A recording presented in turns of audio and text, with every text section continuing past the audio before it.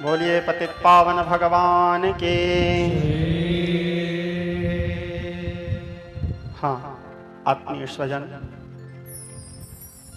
कल जो कथा आप लोगों को बताने के अल्प प्रयास कर रहा था, उसमें आप लोगों के वास्ते श्रीमद् भागवत महापुराण 6वें स्कंद तक की कथा वर्णन करने का अल्प प्रयास किया। मैं आप लोगों को पूर्व दिन यानी प्रथम दिवस ही बताया था कि भागवत में 12 स्कंद हैं, 18,000 श्लोक हैं, जिसमें कल तक के हम 6वें स्कंद तक की कथा में प्रवेश किए थे। आज 7वां स्कंद की कथा आरंभ। हरिद्वार गंगा किनारे शब्दाल में बट वृक्ष के नीचे श्री सुखदेव परमहंस वैराग्य चक्र चूड़ामणि योगेंद्राय नमस्तस्मै शोकाय ब्रह्मरूपिणे। श्री सुखदेव परमहंस भाषमान है, बैठे हुए हैं। राजा परीक्षित सहित 88,000 ऋषि बड़े जिज्ञासा भाव को लेकर के बैठे हैं कथा सुनने के उद्देश्य से। राजा परीक्षित आज सुखदेव जी से फिर प्रश्न करते हैं। कहते हैं, गुरुदेव, द्वितीय स्कंद में आपने हमें बताया था प्रशांतलम गतम महिम, भगवान विष्णु अर्थात श्रीमन नारायण जी यज्ञ वराह के रूप धारण करके पृथ्वी के उद्धार किए थे और हिरण्याक्ष नामक दैत्य के उद्धार किए थे। बताया था आप लोगों को, वराह रूप धारण करके भगवान तमाल नीलम स्तदंत कुट्टम क्षमा मुक्ति पंथम गजलीलयांग, तो हिरण्याक्ष के उद्धार किए थे। कथा आपने हमें बताया था। तो हिरण्याक्ष के मरने के बाद उनके परिवार का क्या हुआ, उनके परिजनों का क्या हुआ, उनकी क्या प्रतिक्रिया था? भगवान विष्णु के द्वारा जब हिरण्याक्ष मारे गए तो उनके परिवार, उनके बारे में आगे तो आपने हमें बताया नहीं। तो हिरण्याक्ष के आगे के चरित्र, उसके मरने के बाद उसके घर का क्या हुआ, उन सारे कथाओं को आप हमारे वास्ते कृपा करके वर्णन कीजिए। तब श्री सुखदेव परमहंस राजा परीक्षित से कहे, राजन, एक समय की बात है, ये हिरण्याक्ष कौन है इसको जानो। कौन था हिरण्याक्ष? जय अरु विजय जान सबको, द्वारपाल हरि के प्रिय हो, अभी प्रसाप से दूनों भाई, तामस असुर देह बिन पाई। भगवान विष्णु वैकुंठ में भगवान विष्णु के द्वारपाल थे। एक का नाम था जय, एक का नाम था विजय। एक समय की बात है, भगवान विष्णु के 24 अवतारों में जो पहले नंबर के अवतार हैं, जागृहे पौरुषम रूपम भगवान महदादिभी, अर्थात सनत, सनंदन, सनातन और सनत कुमार, ये 4 बटुक बालक अपने माता पिता लक्ष्मी नारायण के दर्शन करने के लिए बैकुंठ गए। बैकुंठ जाने के बाद बैकुंठ में 6 द्वार को पार किए थे। 7 द्वार है बैकुंठ में। 7वां द्वार जैसे प्रवेश कर रहे थे, वहां जैर विजय इनको रोक लिए। जब जैर विजय इनको रोक दिए तो क्रोध में आ गए, बोले अपने ही माता पिता से मिलने के लिए अनुमति लेना पड़ेगा, तुम हमें रोक रहे हो। भगवान विष्णु के द्वारपाल हो किस प्रकार निंदनीय कृत्य कर रहे हो, तुम्हारा स्वभाव असुर के समान है। जाओ, हम 4 बटुक बालक थे, 4 बालक ब्रह्मचारी थे, जाओ हम तुम्हें श्राप देते हैं, 3 जन्म के लिए तुम असुर हो जाओ। ऐसे जैर विजय को श्राप दिए। कौन? वो 4 ऋषि बालक। तो उन्हीं ऋषि बालकों के श्राप के कारण विप्र श्राप से दूनों भाई, तामस असुर देह दिन पाई। वही ब्राह्मण के श्राप के कारण 3 जन्म के लिए वो असुर बने। पहला जन्म में बने हिरण्यकश्यप और हिरण्याक्ष, दूसरे जन्म में बने दंतवक्र और शिशुपाल, दूसरे जन्म में बने रावण और कुंभकर्ण, और तीसरे जन्म में वही लोग बने दंतवक्र और शिशुपाल। ये कश्यप ऋषि के घर में, कश्यप ऋषि के घर में, कश्यप ऋषि के ऐसे तो बहुत से पत्नी बताते हैं, लेकिन 4 मुख्य हैं, दीति, अदिति, कद्रु और विनीता, जिसमें कश्यप ऋषि के द्वारा माता दीति के गर्भ से यही दोनों भाई जन्म लिए थे। तो बड़े भाई था हिरण्याक्ष और छोटे भाई था हिरण्यकश्यप। तो हिरण्याक्ष को भगवान विष्णु यज्ञ वराह रूप धारण करके मारे। अब आया समझ हिरण्याक्ष कौन है? तो हिरण्याक्ष के मारे जाने पर उसके जो छोटे भाई था अर्थात हिरण्यकश्यप, वो क्रोधित हो गया। भाई के मरने से क्रोधित हो गया, आहत हो गया, और प्रतिज्ञा करता है कि मेरे भाई को मारने वाले विष्णु को मार कर मैं विष्णु के रक्त से अपने भाई को तिलांजलि दूंगा। जबकि ये तो संभव नहीं कि विष्णु को कोई मार सके। भगवान विष्णु तो सर्वेश्वर है, नारायण है, लेकिन भाई के प्रतिशोध के कारण वो इस प्रकार प्रतिज्ञा करता है। और प्रतिज्ञा करने के बाद मन में विचार करता है, विष्णु को मारने के लिए क्या चाहिए? बल। बल कहां से मिलेगा? क्योंकि बिना बल के विष्णु को तो मारना संभव नहीं, क्योंकि विष्णु के बल के बारे में तो हमारे पुराण बताते हैं ना केवलम भौतस्राजनम समा बला बलिनाम चापरेशम परवर स्त्रजंगमायेन ब्रह्मदेव वंश प्रणीता, जिसके बल के सामने सारे विश्व ब्रह्मांड का बल फीका है, ऐसे बल है भगवान के। अब उसको मारने के लिए उससे ज्यादा बल चाहिए, तो बल कहां से मिलेगा? कहां से मिलेगा बल? जिम जाने से, तो च्यवनप्राश खाने से, फ्रूट्स खाने से, डाइटिंग करने से, हॉर्लिक्स कहां से मिलेगा फिर? तपस्या करने से। और ब्राह्मण के बल ही तपस्या है। हिरण्यकश्यप भी हमारी ही पूर्वज है, मेरे ही पूर्वज है संयोगवश। कश्यप ऋषि के पुत्र है, मैं भी कश्यप गोत्रीय ब्राह्मण हूं, ठीक है, हमारी पूर्वजों की गाथा है। तो ब्राह्मण का सबसे बड़ा बल क्या होता है? तप। वो जितना अपने आप को तपाएगा उतना बलिष्ठ होता है। तो क्योंकि रामचरितमानस बालकांड में आता है, तप बल रचयि प्रपंच विधाता, तप बल विष्णु सकल जगत त्राता, तप बल रुद्र करहि संहारा, तप बल शेष धरहि महिभारा, तप आधार सब सृष्टि भवानी। ये भगवान शंकर जो संसार का संहार करते हैं, वो संहार करने का पावर तपस्या करके प्राप्त किए हैं। भगवान विष्णु जो संसार का पालन करते हैं, तपस्या करके वो बल प्राप्त किए हैं। भगवान ब्रह्मा जो संसार का सृजन करते हैं, तपस्या करके वो बल प्राप्त किए हैं। तपस्या के बिना कुछ भी पाना संभव नहीं है, तो तपस्या करूंगा, इस प्रकार विचार करके वो तपस्या करने के लिए मंदराचल पर्वत में चला गया। और मंदराचल पर्वत में जाके जैसे तपस्या करने लगा, एक तोता आकर के उसके सामने में नारायण नारायण श्रीमन्नारायण श्रीमन्नारायण बोला। हिरण्यकश्यप का दिमाग खराब हो गया। हिरण्यकश्यप बोला अपशगुन हो गया। बोला सोचो, नारायण जी के नाम को अपशगुन मानता है वो। अपशगुन हो गया, आज मेरा दिन ठीक नहीं है, नारायण का नाम सुन लिया कान में, ओहो हो छी छी छी, ऐसे बोल के चला गया और तपस्या नहीं किया। और घर जाने के बाद उसकी पत्नी को बोल के गया था, देवी हम तपस्या करने जा रहे हैं। उसके पत्नी का नाम था कयाधु। वो उसका अपने पत्नी को बोल के गया था, देवी हम तपस्या करने जा रहे हैं, कब आएंगे कोई ठिकाना नहीं। अब सुबह गया था, शाम को आ गया। उसके पत्नी का दिमाग खराब। उसके पत्नी बोलती है, स्वामी आप तो तपस्या में गए थे, इतने जल्दी आपका तपस्या पूरा हो गया? अरे कयाधु, हम तपस्या करने गए थे, वहां एक तोता नारायण नारायण बोल दिया, तो हमको लगा कि आज का हमारा दिन अपशगुन हो गया, अशुभ हो गया। नारायण नाम सुन डाले, हम हमारे भाई के शत्रु का नाम सुन डाले, जो हमारे भाई का हत्यारा है, इसलिए हम आज के दिन तपस्या नहीं करेंगे, कल से करेंगे। हिरण्यकश्यप के पत्नी कयाधु खुश हो गई। क्यों खुश हो गई? आज पहली बार हिरण्यकश्यप के मुंह से नारायण नाम निकला है। भले उसको बताने के बहाने निकला है, लेकिन पहली बार नारायण नाम निकला है। नारायण नाम की महिमा कल आप लोगों को बताया था मैं। नारायणम परा वेदा नारायणम परा गजा नारायणम परा शास्त्रा नारायणम परायणम। नारायण नाम के समान कोई दूसरा नाम नहीं है श्रोता समाज। सायम अधिवानो दिवस कृतम पापम नास्यते, प्रातः ध्यानो रात्रि कृतम पापम नास्यते, मध्यमानो धिमानो आप भवति तत पंच महापाप पाप प्रपुच्यते, प्रसर्व वेद पारायण पुण्यम लभते, श्रवण नारायण सायुज्यमवाप्नोति य एवं वेदा उपनिषद। ऐसे नारायण नाम की महिमा आता है। तो उसकी पत्नी खुश हो गई। अब खुश होने के बाद अपने पति के पसंदीदा भोजन बनाई।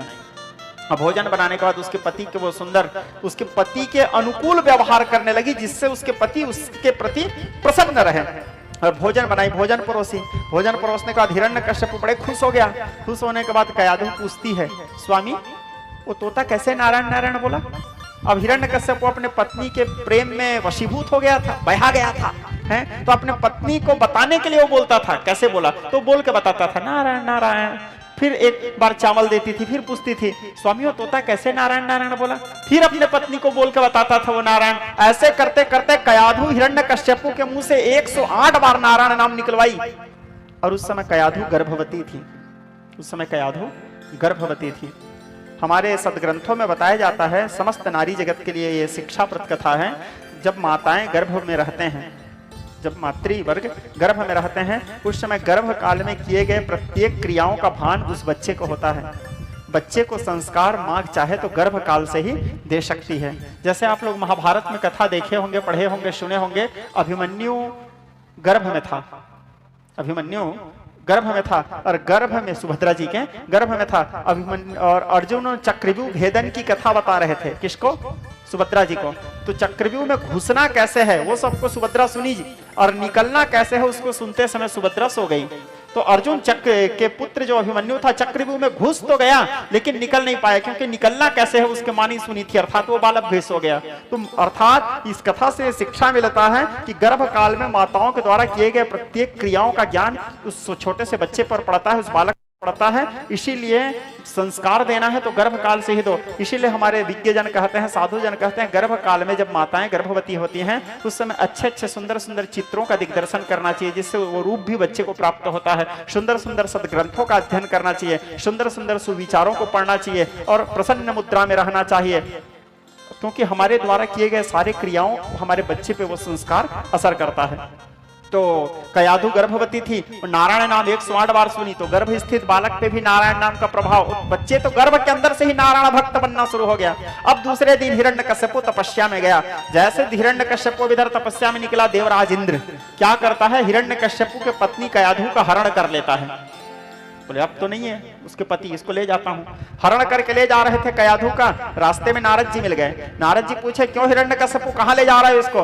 हिरण्यकश्यप कहता है देवर्षि, इसके गर्भ में दैत्य हिरण्यकश्यप का पुत्र पल रहा है, यदि वो बाहर आ गया तो वो भी जैसे उसके पिता हमको सताता है वैसे ये भी सताएगा, उससे अच्छा जन्म लेते ही उसको मैं देवता बना दूंगा, इसलिए उसको ले जा रहा हूं। देवर्षि नारद बोले छी छी छी इंद्र, कोई बच्चा जन्म नहीं लिया है तब से उससे पहले तुम उसके भविष्य के बारे में नहीं बोल सकते। ऐसे निकृष्ट कार्य होना हो वो भगवत भक्त बन सकता है।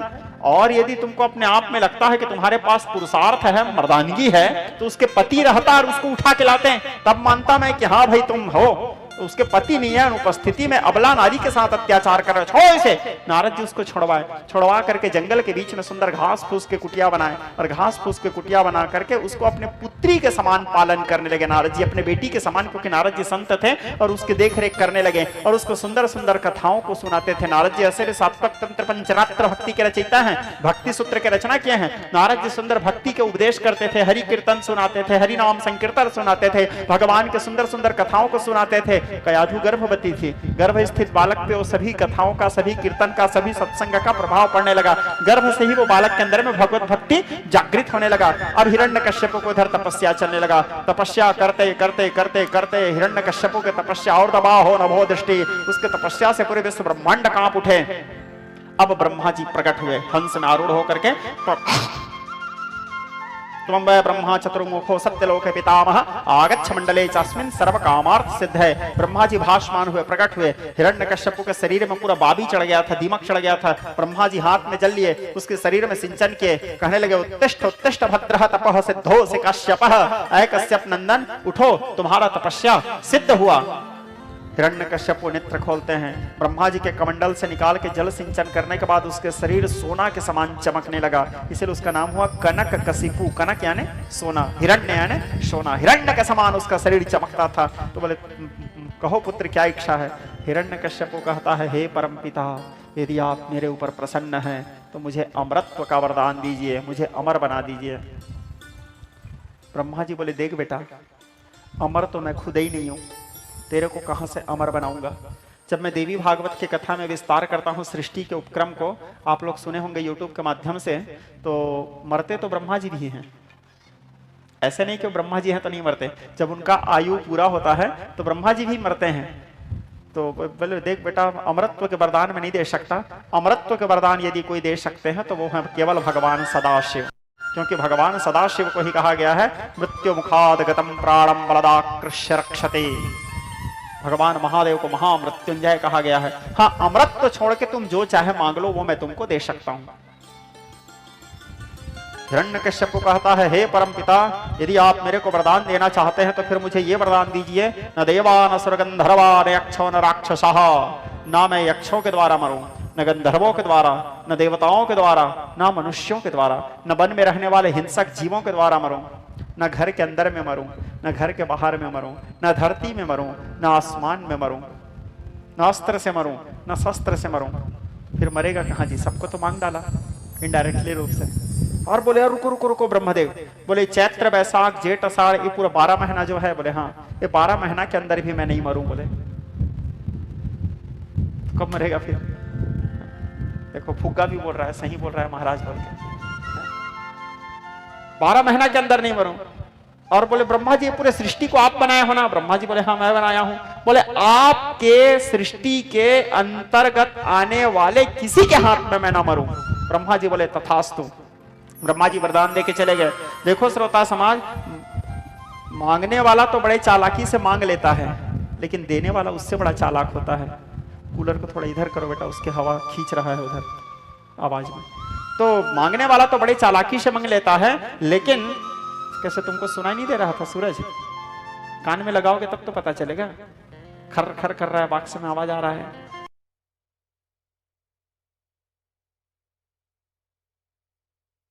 राक्षसा, तो मांगने वाला तो बड़े चालाकी से मांग लेता है, लेकिन देने वाला जो होता है वो उससे बड़ा चालाक होता है, उसके पास तोड़ रहता है। ठीक है, अब हिरण्यकश्यपु आया। हिरण्यकश्यपु आने के बाद हिरण्यकश्यपु को तो ये लगने लगा कि मैं अमर हूं, तो हिरण्यकश्यपु घोर अत्याचार करने लगा। बाढ़े खल बहु चोर जुआरा, अनेक प्रकार के पापाचार करने लगा। हिरण्यकश्यपु का एकमात्र सिद्धांत था कि आज के बाद कोई राम नाम नहीं लेगा, जिसके मुंह से राम निकलेगा उसको तुरंत मार दो। ब्राह्मण लोग कहीं पे यज्ञ अनुष्ठान नहीं करना चाहिए, क्योंकि जब वो यज्ञ करते हैं तो उसके यज्ञ से देवताओं को आहुति देते हैं, और देवताओं को आहुति देने से देवताओं को बल मिलता है, और बल मिलने से वो देवता लोग आकर के हमको मारते हैं, हमको प्रताड़ित करते हैं। यदि ब्राह्मण लोग यज्ञ आहुति देना बंद कर देंगे तो देवता निर्बल हो जाएंगे, और देवता निर्बल हो जाएंगे तो फिर देवता को हम मारेंगे। इसलिए आज के बाद कोई ब्राह्मण पूजा पाठ नहीं करेगा, जो करेगा उसको पीटो रे। घोर अत्याचार करने लगा। वर्ण न जाय अनीत, घोर निशाचर जे करही, हिंसा पर अति प्रीत तिनके पापन कवन विधि। जिसके पाप का वर्णन नहीं किया जा सकता, इतना पाप किए। समय बीतता चला गया। कयाधु को लेकर के आए। देवराज इंद्र को हिरण्यकश्यपु को पता चला कि मेरे पत्नी कयाधु का मेरे अनुपस्थिति में इंद्र हरण किया था, लेकिन नारद जी उसको बचा लिए, रक्षा किए। नारद जी को जाकर अभिवादन किए, नारद जी को प्रणाम किए, बोले आप धन्य हो नारद जी, मेरे अनुपस्थिति में आपने मेरे पत्नी का ध्यान रखा और सुंदर पुत्र का जन्म हुआ है मेरे घर में। उस बालक का नाम रखे प्रहलाद। अब प्रहलाद नाम रखने के बाद धीरे धीरे बालक प्रहलाद बड़े होने लगा। 5 वर्ष की अवस्था में आया। 6 वर्ष की अवस्था में एक दिन प्रहलाद अपने सखाओं के साथ घूमने के लिए निकले हुए थे। जब घूमने के लिए निकले हुए थे तो एक कुम्हारिन आवा लगा के बैठी हुई थी। आवा में अग्नि प्रज्वलित करके, आवा मतलब समझते हैं आप लोग, कच्चे कच्चे मिट्टी के बर्तनों को जो पकाते के हैं आग में, तो वही आवा में बैठे थे और हाथ में एक माला लेकर के राम राम राम राम जप कर रहे थे। प्रहलाद जी देखे उसको जप करते हुए। प्रहलाद जी बोले, कुम्हारिन तेरे को मेरे पिताजी का डर नहीं है क्या? कहीं मेरे पिताजी को पता चल गया तो मेरे पिताजी तेरे को मरवा देंगे। राम नाम क्यों ले रही है? नाम लेना है तो हिरण्यकश्यपु हिरण्यकश्यपु बोल, मेरे पिताजी भगवान हैं। हिरण्य प्रहलाद बेचारा जब से पैदा हुए थे तब से यही सुनते थे हिरण्यकश्यपु भगवान है, तब से यही सुनते थे, क्योंकि हिरण्यकश्यपु तो सबको यही बोल के रखा था, मैं भगवान, एको अहम द्वितीयो नास्ति, न भूतो न भविष्यति। तो प्रहलाद भी यही मानता था, मेरे पिता भगवान। तो जो कुम्हारिन थी वो कहती है, बेटा मैं इसलिए राम नाम ले रही हूँ क्योंकि जो काम मेरे राम कर सकते हैं वो काम तेरे बाप नहीं कर सकता। बोले क्या काम? बोले इस धोखे से इस आवे के अंदर में धधकते हुए मटकी के अंदर में छोटे छोटे बिल्ली के बच्चे थे और मैं उसको इस आवा में डाल दी। अब 24 घंटा अग्नि जलने के बाद जब मैं इसको खोलूंगी तो मैं चाहती हूँ कि यहाँ से वो बिल्ली के बच्चे जिंदा वापस निकले, इसलिए मैं राम राम कह रही हूँ ताकि वो बिल्ली के बच्चे जिंदा वापस आ जाएं। प्रहलाद जी बोलते हैं 24 घंटा आग लगने के बाद भला बिल्ली के बच्चे जिंदा निकलेंगे? बोले हाँ निकलेंगे। बोले कैसे संभव है? तो वो कुम्हारिन कहती है, बेटा प्रहलाद, जे चेतन ते जड़ करही जड़ ही करे चैतन्य, अस समर्थ रघुनायक भजहि जीव सोधन्य। जो राम है ना पुत्र, वो जड़ को चैतन्य और चेतन को जड़ कर सकते हैं, असंभव को संभव कर सकते हैं। राम करन चाहन सोई होई, करे अन्यथा अस नहीं कोई। राम जो चाहते हैं वही होता है। पुत्र एकमात्र राम की इच्छा से ही सारा संसार चलता है। प्रहलाद जी बोले तो ठीक है, कल जब तक मैं नहीं आऊंगा मत खोलना इसको, मैं देखता हूं कि वो बिल्ली के बच्चे जिंदा निकलते हैं कि नहीं निकलते। इस प्रकार कह करके चले गए प्रहलाद जी। रात्रि का 4 प्रहर बीता। सुबह प्रहलाद जी उठे, अपने मित्रों के साथ वापस आए। जब अपने मित्रों के साथ वापस आए तो बोले अब खोलो आवा को। 12 घंटा अग्नि रात जलने के बाद जब सुबह उस आवा को खोले तो बिल्ली के बच्चे दौड़ते हुए वहां से भागे। प्रहलाद जी दांतों तले उंगली दबा दिए। प्रहलाद जी विचार करने लगे, वास्तव में राम नाम साची तो बिलई पिला वाची, सत्य है राम, इसीलिए बिल्ली का बच्चा जिंदा है। कारण अनहोनी को होनी कर दे, उसका नाम है राम रे। हो जिसकी लागी रे लगन भगवान में, उसका दिया भी जलेगा तूफान में। जिसकी लागी रे लगन भगवान में, उसका दिया भी जलेगा तूफान में। सत्य तो केवल राम है। प्रहलाद जी गुनगुनाने लगे, साचो तेरो नाम। माँ के पेट में तो भक्ति जाग चुका था, जन्म लेने के बाद उसको जगाना बाकी था बस। जैसे वो दृश्य को देखे प्रहलाद जी को, उसके सारे भक्ति का संचार उसके अंदर में होने लगा। एक ही भाव, साचो तेरो नाम राम, साचो तेरो नाम, झूठे जग के काम राम, साचो तेरो नाम। काले के आए थे जग में,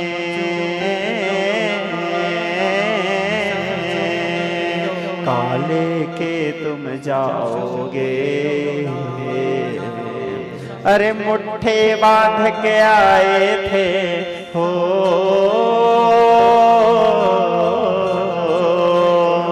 मुट्ठे बांध के आए थे और हाथ पसारे जाओगे।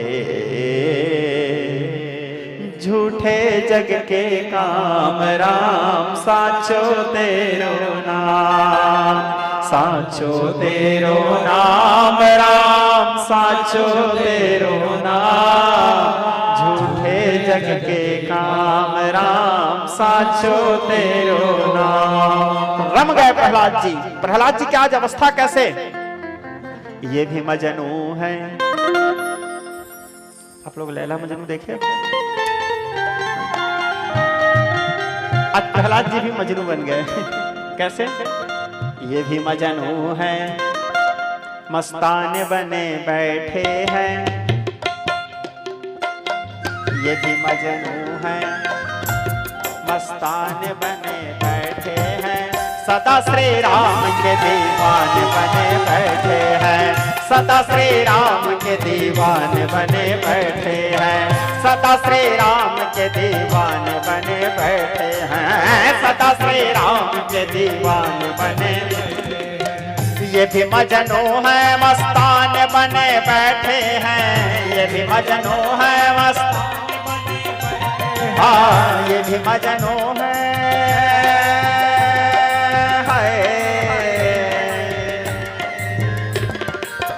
ये भी मजनू है, मस्तान बने बैठे हैं। ये भी मजनू है, मस्तान बने बैठे हैं। सदा श्री राम के दीवान बने बैठे हैं, सदा श्री राम के दीवान बने बैठे। हाँ, सदा श्री राम के दीवान बने बैठे हैं, सदा श्री राम के दीवान बने बैठे हैं। गाइए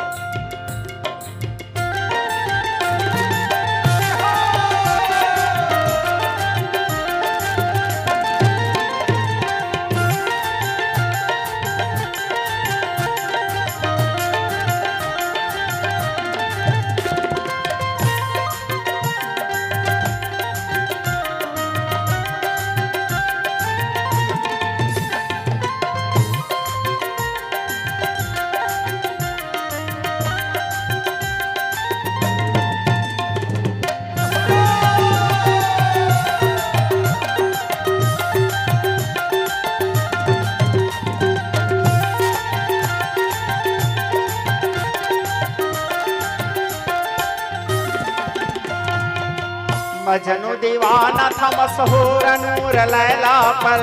मजनू दीवाना था मशहूर नूर लैला पर। मजनू दीवाना था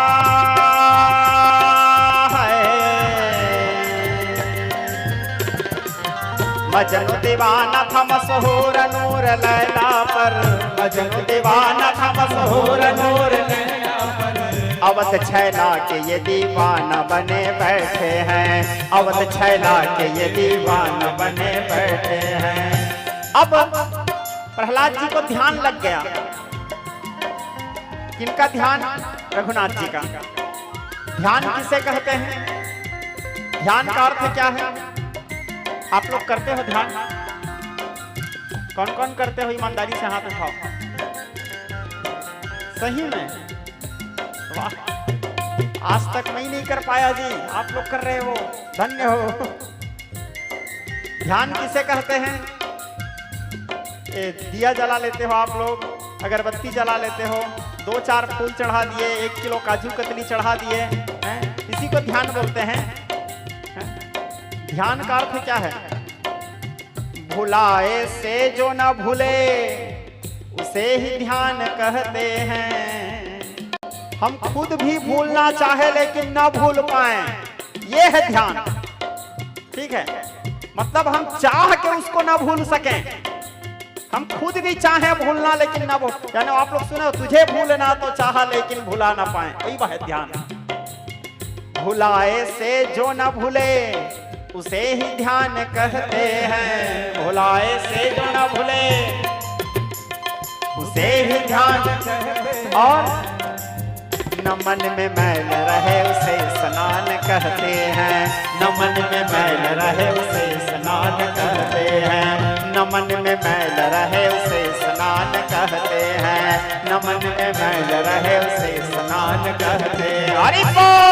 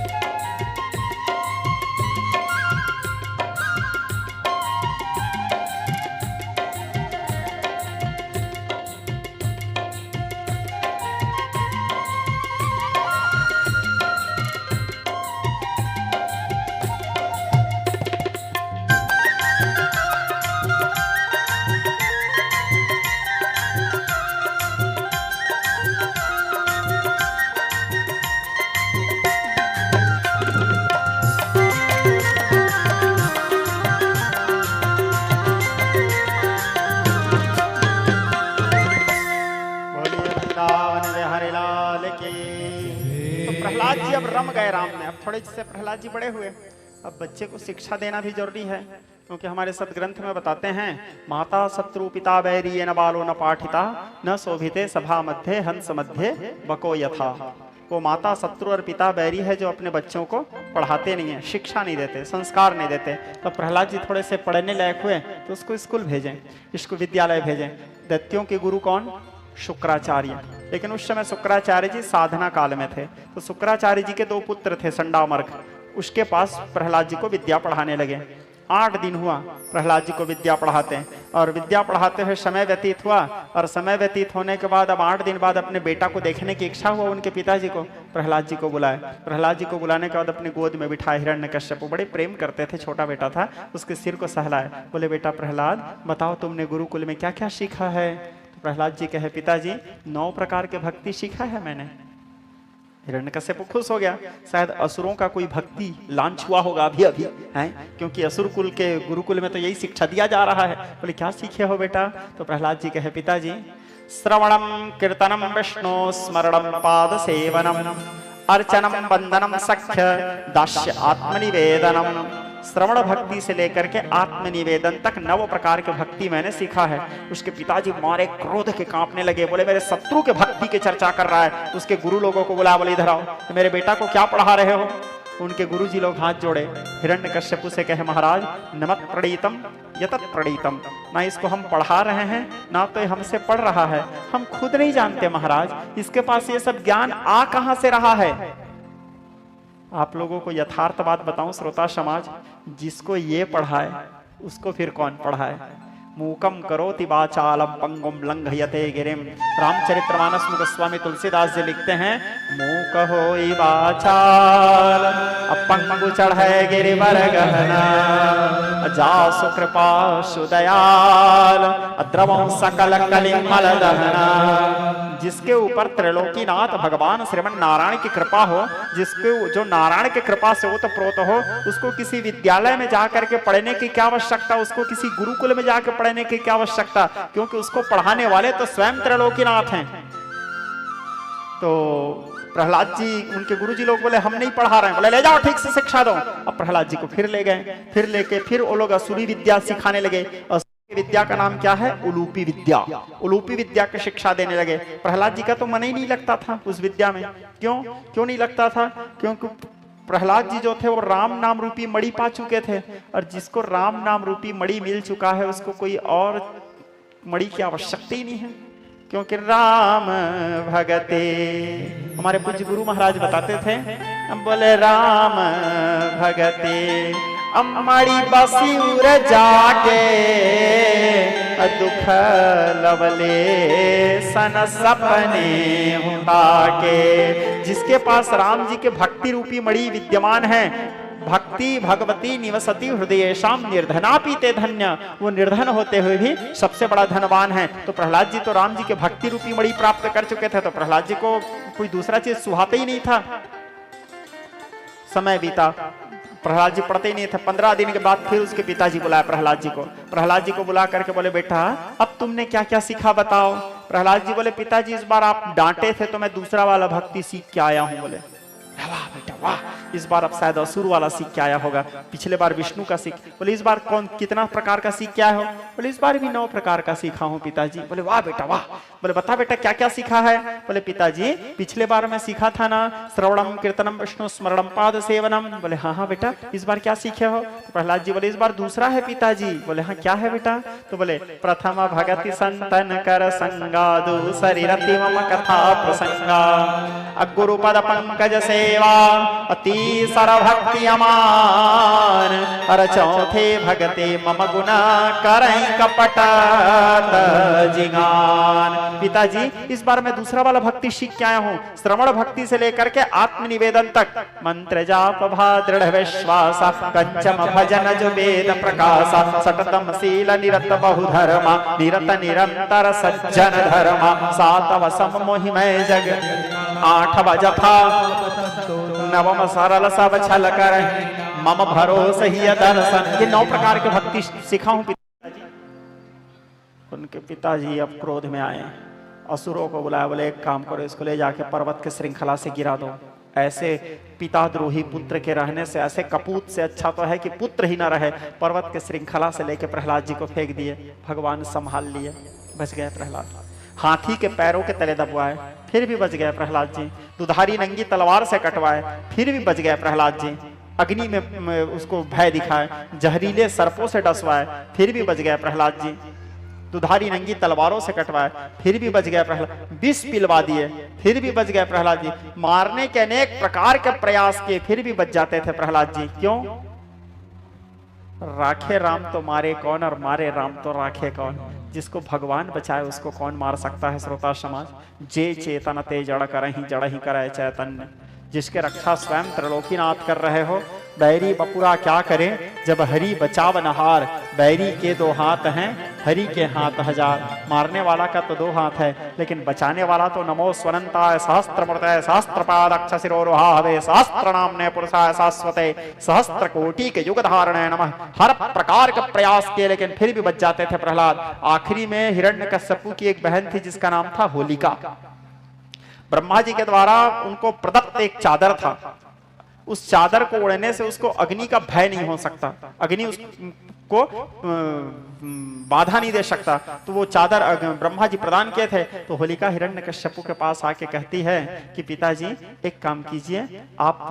उनके होलिका कहती है भैया एक काम कीजिए, चिता बनाइए, मैं उस चादर को ओढ़ के बैठती हूँ और उस बालक को अपने गोद में बिठाती हूँ। मेरे को तो अग्नि जलेगा नहीं, अग्नि में मैं जलूंगी नहीं, क्योंकि मेरे पास तो चादर है, लेकिन वो तो जल के मर जाएगा क्योंकि उसके पास तो चादर नहीं है। बात ऐसा है श्रोता समाज, नारायण के भक्त के लिए और कोई चादर की आवश्यकता नहीं है, वो राम नाम रूपी चादर ओढ़ चुका है। और राम नाम के समान इस संसार में कोई नाम नहीं है, कोई मंत्र नहीं है। हमारे पूज्य पिताजी अपने कथाओं में कहा करते थे, हमको बताते थे, बेटा राम सो न धीर न वीर हनुमान सो, बाली सो लड़ैया न क्रोधि भृगुनाथ सो। राम सो न धीर न वीर हनुमान सो, बाली सो लड़ैया न क्रोधि भृगुनाथ सो, भीषम सो पूत न सुपूत भागीरथ सो, भाई सम बरत न बरत एकादशी सो, और गंगा सो न तीरथ न मंत्र राम नाम सो। राम नाम के समान, इसीलिए तो माता पार्वती को भगवान महादेव बोले, देवी राम रामेति रमे रामे मनोरमे सहस्त्र नाम तत्तुल्यम राम नामम भरानने। इस मंत्र के समान कोई मंत्र नहीं है देवी। और प्रहलाद जी वही चादर कोड़ के बैठे थे। राम नाम रस भेनी चदरिया ओढ़ लिया रे मैंने, राम नाम रस भेनी चदरिया ओढ़ लिया रे मैंने। और भक्तों ओढ़ के देखो क्या पाया मैंने, पाया जी मैंने राम रतन धन को, मिला संतोष मेरे मन को। पाया जी मैंने राम रतन धन को, मिला संतोष मेरे मन को। राम नाम रस भेली चदरिया ओढ़ लिया रे मैंने, राम नाम रस भेली चदरिया ओढ़ लिया रे मैंने। और भक्तोड़ के देखो क्या पाया मैंने, पाया जी मैंने राम रतन धन को, मिला संतोष मेरे मन को। बच गए प्रहलाद जी, अग्नि जलाए, अग्नि जलाने का होलिका जल के ध्वंस हो गई, लेकिन प्रहलाद जी उस धधकते हुए अग्नि में भी बैठ करके राम राम राम राम राम जप कर रहे थे। होलिका दहन हुआ। उसी दिन से फिर बसंत महोत्सव, होली का जो कार्यक्रम था यह आरंभ हुआ, शुरू हुआ फिर फाग। राम भजा सो जीता जग में, प्रहलाद जी राम नाम के प्रभाव से बचे हैं। राम भजा सो जीता जग में, राम भजा सो जीता रे। राम भजा सो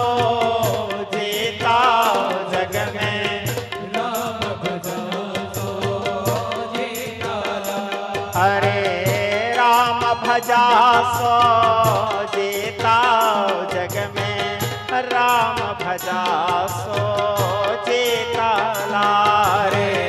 राम भजा सो जीता जग में, राम भजा सो जीता अरे। राम भजा सो जीता रे। राम भजा सो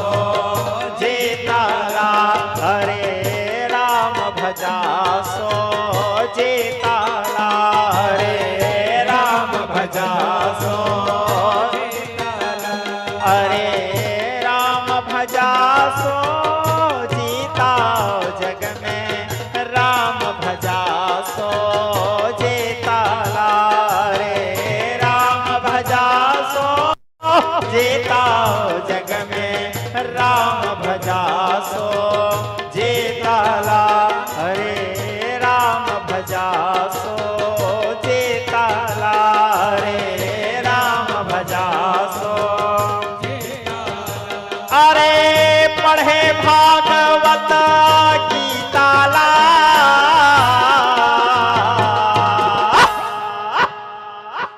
अरे पढ़े भागवत गीता जग में, राम भजा सो जीताला। अरे पढ़े भागवत गीताला।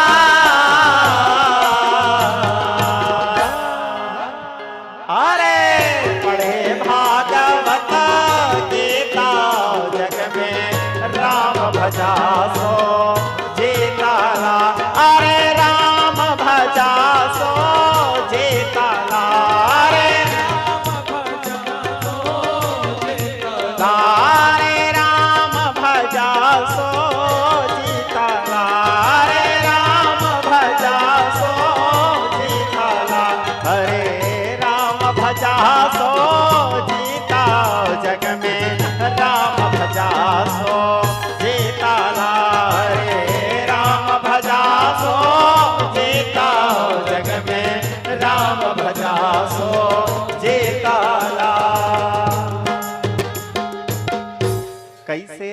भजा सो जीताला। कैसे?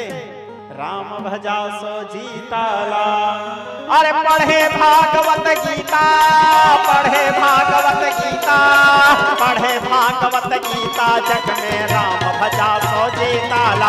अरे पढ़े भागवत गीता, पढ़े भागवत गीता, पढ़े भागवत गीता, जग में राम भजा सो जीताला। अरे पढ़े भागवत गीता, पढ़े भागवत गीता, पढ़े भागवत गीता, जग में राम भजा सो जीताला। अरे पढ़े भागवत गीता, पढ़े भागवत गीता, पढ़े भागवत गीता, जग में राम भजा सो जीताला। अरे राम भजा सो जीता, जग में राम भजा सो जीताला। अरे राम भजा सो जीता, जग में राम भजा सो जीताला। अरे राम भजा सो जीता, जग में राम भजा सो जीताला। अरे राम भजा सो जीता, जग में राम भजा सो जीताला। अरे पढ़े भागवत गीता, पढ़े भागवत गीता, पढ़े भागवत गीता, जग में राम भजा सो जीताला। अरे पढ़े भागवत गीता, पढ़े भागवत गीता, पढ़े भागवत गीता, जग में राम भजा सो जीताला। अनेक प्रकार के प्रयास किए लेकिन फिर भी भक्त प्रहलाद बच गए। कारण मारने वाला है भगवान, बचाने वाला है भगवान। छोड़ दे रे भाई फल की आशा, छोड़ दे रे भाई फल की आशा। स्वार्थ बिना प्रीत जोड़ो, कल क्या होगा इसकी चिंता। जगत पिता पे छोड़ो, क्या होनी है क्या न होनी, क्या होनी है क्या न होनी, इसका उनको ध्यान। मारने वाला है भगवान, बचाने वाला है भगवान, मारने वाला है भगवान, बचाने वाला है भगवान। अनेक प्रकार के प्रयास किए फिर भी भक्त प्रहलाद बच गया। आखिरी में उसके पिताजी बोले अब बुलाओ, फाइनल डिसीजन करूंगा। बोले बुलाया प्रहलाद जी को अपने राज दरबार में।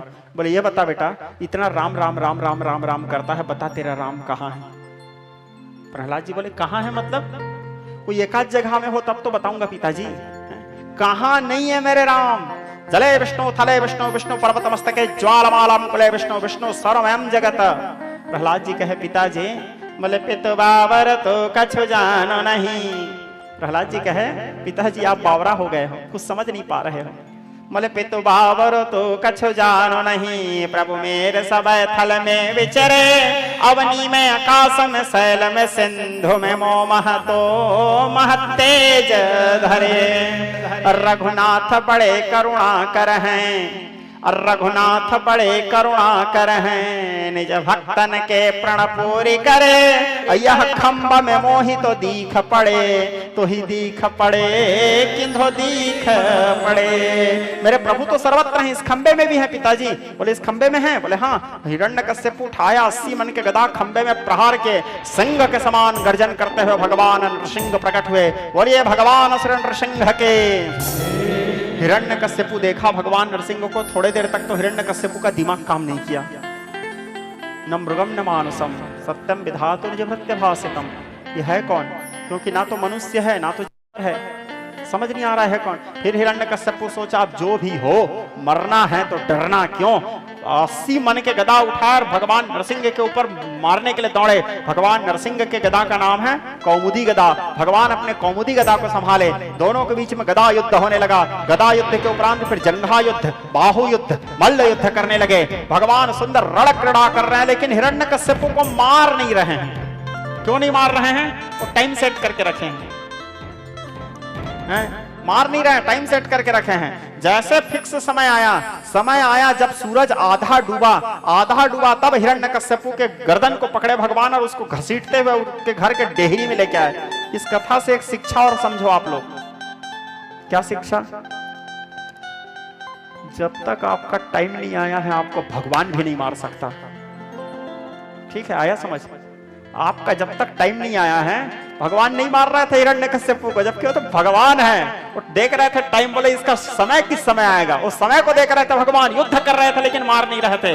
जैसे देखे हाँ अब टाइम फिक्स हुआ, तब भगवान उसको घसीट के लेके गए उसके द्वार के डेहरी में। और डेहरी में लेके जाने के उपरांत, डेहरी अर्थात जहां से हम घर के अंदर घुसते हैं, जहां से हम घर के बाहर निकलते हैं, घर का मुख्य दरवाजा, वहां पे भगवान बैठे। और बैठने के बाद हिरण्यकश्यपु को सुलाए, दबोचे भगवान अपने दोनों हाथों से। और दबोचने के बाद बोले, हिरण्यकश्यपु ब्रह्मा को भुलावे में डाल करके तू वरदान मांगा था, चल अपने वरदान को देखते जा बेटा। बोले तेरा पहला वरदान था, ना घर के अंदर मरू ना घर के बाहर, देख अभी तू कहां है। बोले ना तो घर के अंदर है ना घर के बाहर में है, डेहरी में है, जहां से अंदर जाते हैं और बाहर निकलते हैं। तेरा दूसरा वरदान था, ना जमीन में मरू ना आसमान में, देख अभी कहां है। बोले ना तो जमीन में थे ना आसमान में, भगवान के गोद बीच में थे। तेरा तीसरा वरदान था, ना तो दिन को मरू ना रात को, देख आसमान को। बोले सूरज आधा डूबा हुआ था, ना दिन था ना रात था। तेरा अगला वरदान था कि चैत्र वैशाख जेठ अषाढ़ श्रावण भादो 12 महीना के अंदर नहीं मर। बेटा तेरे लिए मैं 13वां महीना बनाया हूं, पुरुषोत्तम मास। ठीक। तेरा अगला वरदान था कि न देवताओं के द्वारा मरू, न गंधर्वों के द्वारा, न यक्षों के द्वारा, न राक्षसों के द्वारा। ना मैं देवता हूं, न गंधर्व हूं, यक्ष हूं, न राक्षस, मैं भगवान हूं। तेरा और एक वरदान था, न मनुष्यों के द्वारा मरू, न जानवरों के द्वारा, देख मैं मनुष्य हूं या जानवर हूं, न मृगम न मानुषम। ना तो पूर्ण रूप से मनुष्य है, ना तो पूर्ण रूप से जानवर है। तेरा अगला वरदान था, ब्रह्मा जी के सृष्टि के अंदर आने वाले किसी के हाथ से ना मरूं। ब्रह्मा जी को बुला, इधर आओ। ब्रह्मा बोले, ब्रह्मा जी यहाँ हाथ जोड़ के खड़े हुए, आदेश प्रभु। बोले मैं तेरे सृष्टि के अंदर आता हूं।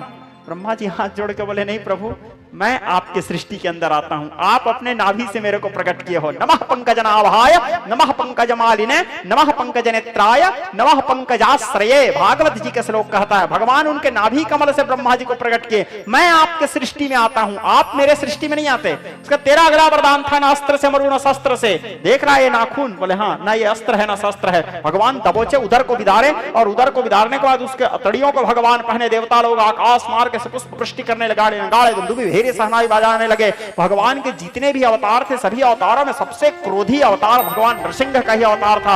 इतना विचित्र क्रोध था कि भगवान को शांत कर पाना अब संभव नहीं था, क्योंकि उसके भक्त के ऊपर कष्ट आया था, भक्त को तकलीफ दिए थे। इसलिए भगवान नारायण जितने क्रोध में थे, अब भगवान को कौन शांत कराए? तो बोले उसकी महरिया ही शांत करवा सकती है। लक्ष्मी जी को बुलाए, हिरण्यवर्णाम हरणिम स्वर्णजरस्त्रजाम, मैया वो देखो आपके पति। महालक्ष्मी जी देखी, बोले नहीं दादा इनो है मोर वाला वाली, क्योंकि जब से मेरा शादी हुआ है मैं प्रसन्न बदनम प्रसन्न मुद्रा में ही देखे हूं इनको, इतना विकट स्वरूप में मैं कभी नहीं देखी हूं। बोले मैं नहीं मानती है मेरे पति। लक्ष्मी जी बोले मैं नहीं जाऊंगी सामने। लक्ष्मी चले गए। तब सब लोग गए भगवान सदाशिव के पास, क्योंकि एक क्रोधी को दूसरा क्रोधी ही संभाल सकता है, लोहा को लोहा काटता है। और क्रोध के नाम से भगवान शंकर ही जाने जाते हैं। भगवान शंकर बड़े भोले हैं, प्रसन्न हो जाते हैं, सहज हैं, लेकिन जब वो क्रोध करते हैं तो फिर जयत त्वरित भ्रमित भ्रमित भ्रमित भुजंगम स्वसावनर्गमत समत प्रत कराल प्याल हब्दवाद दिमित दिमित दिमित दिमित मृदंग तंग मंगल ध्वनि क्रम प्रवर्तत प्रचंड तांडवस्य वज्रसत चित्र तल्पयोर भुजंग वक्र कृष्णजो गरिष्ठ रत्नवष्टयो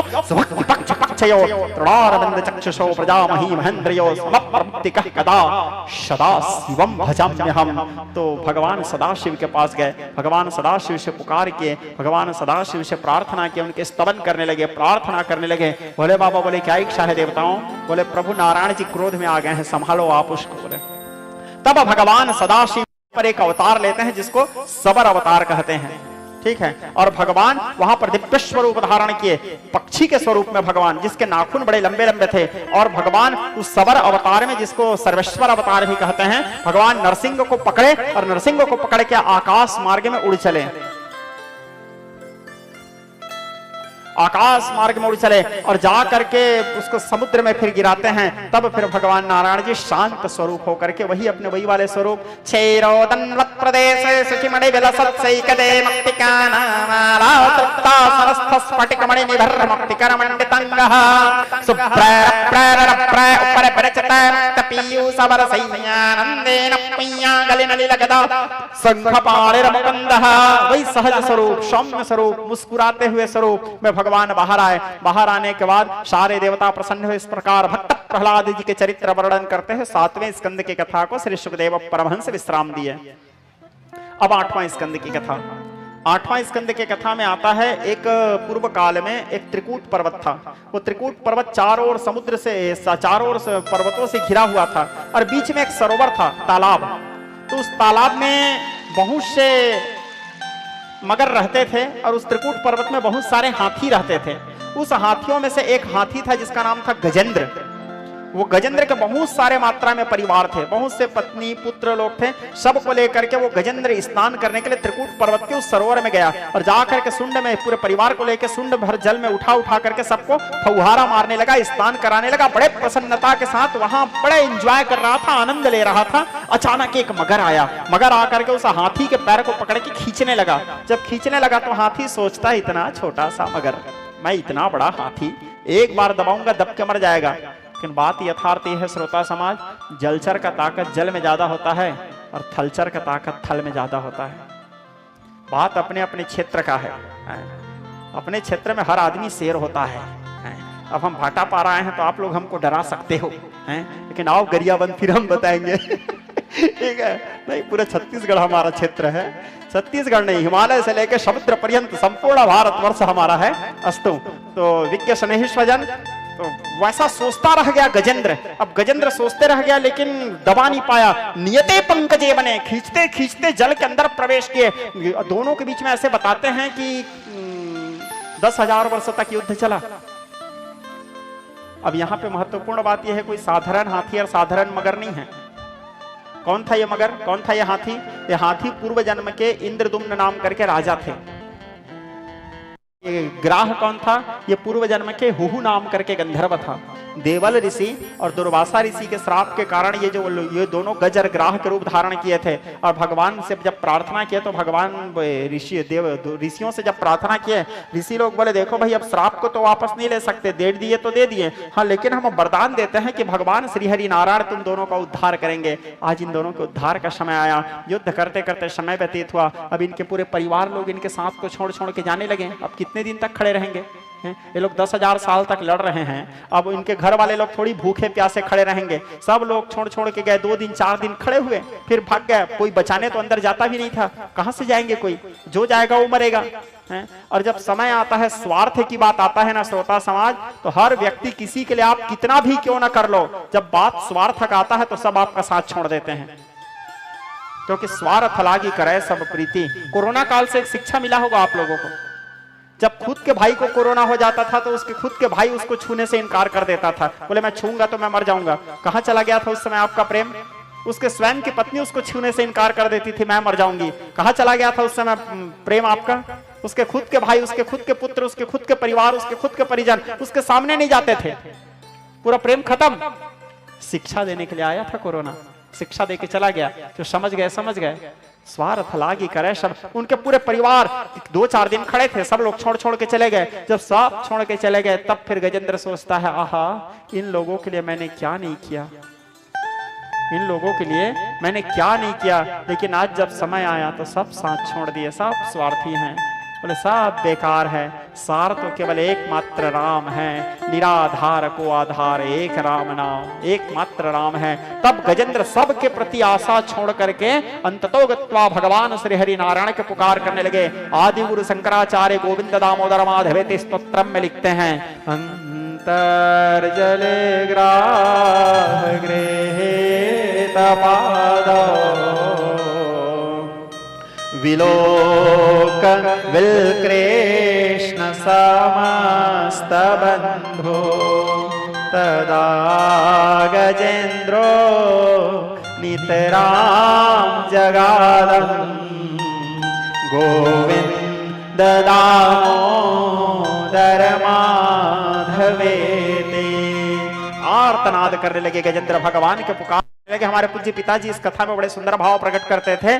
जायलरो जल में गज ग्राह विचार कियो हरि नाम पुकारो। जायलरो जल में गज ग्राह विचार कियो हरि नाम पुकारो। दिन पुकार सुनी गजराज के आप उठे हरि चक्र समारो। पूछे रामा कहाँ जात हो नाथ, पूछे रामा कहाँ जात हो नाथ, अब बोले हरि नहीं वक्त हमारो।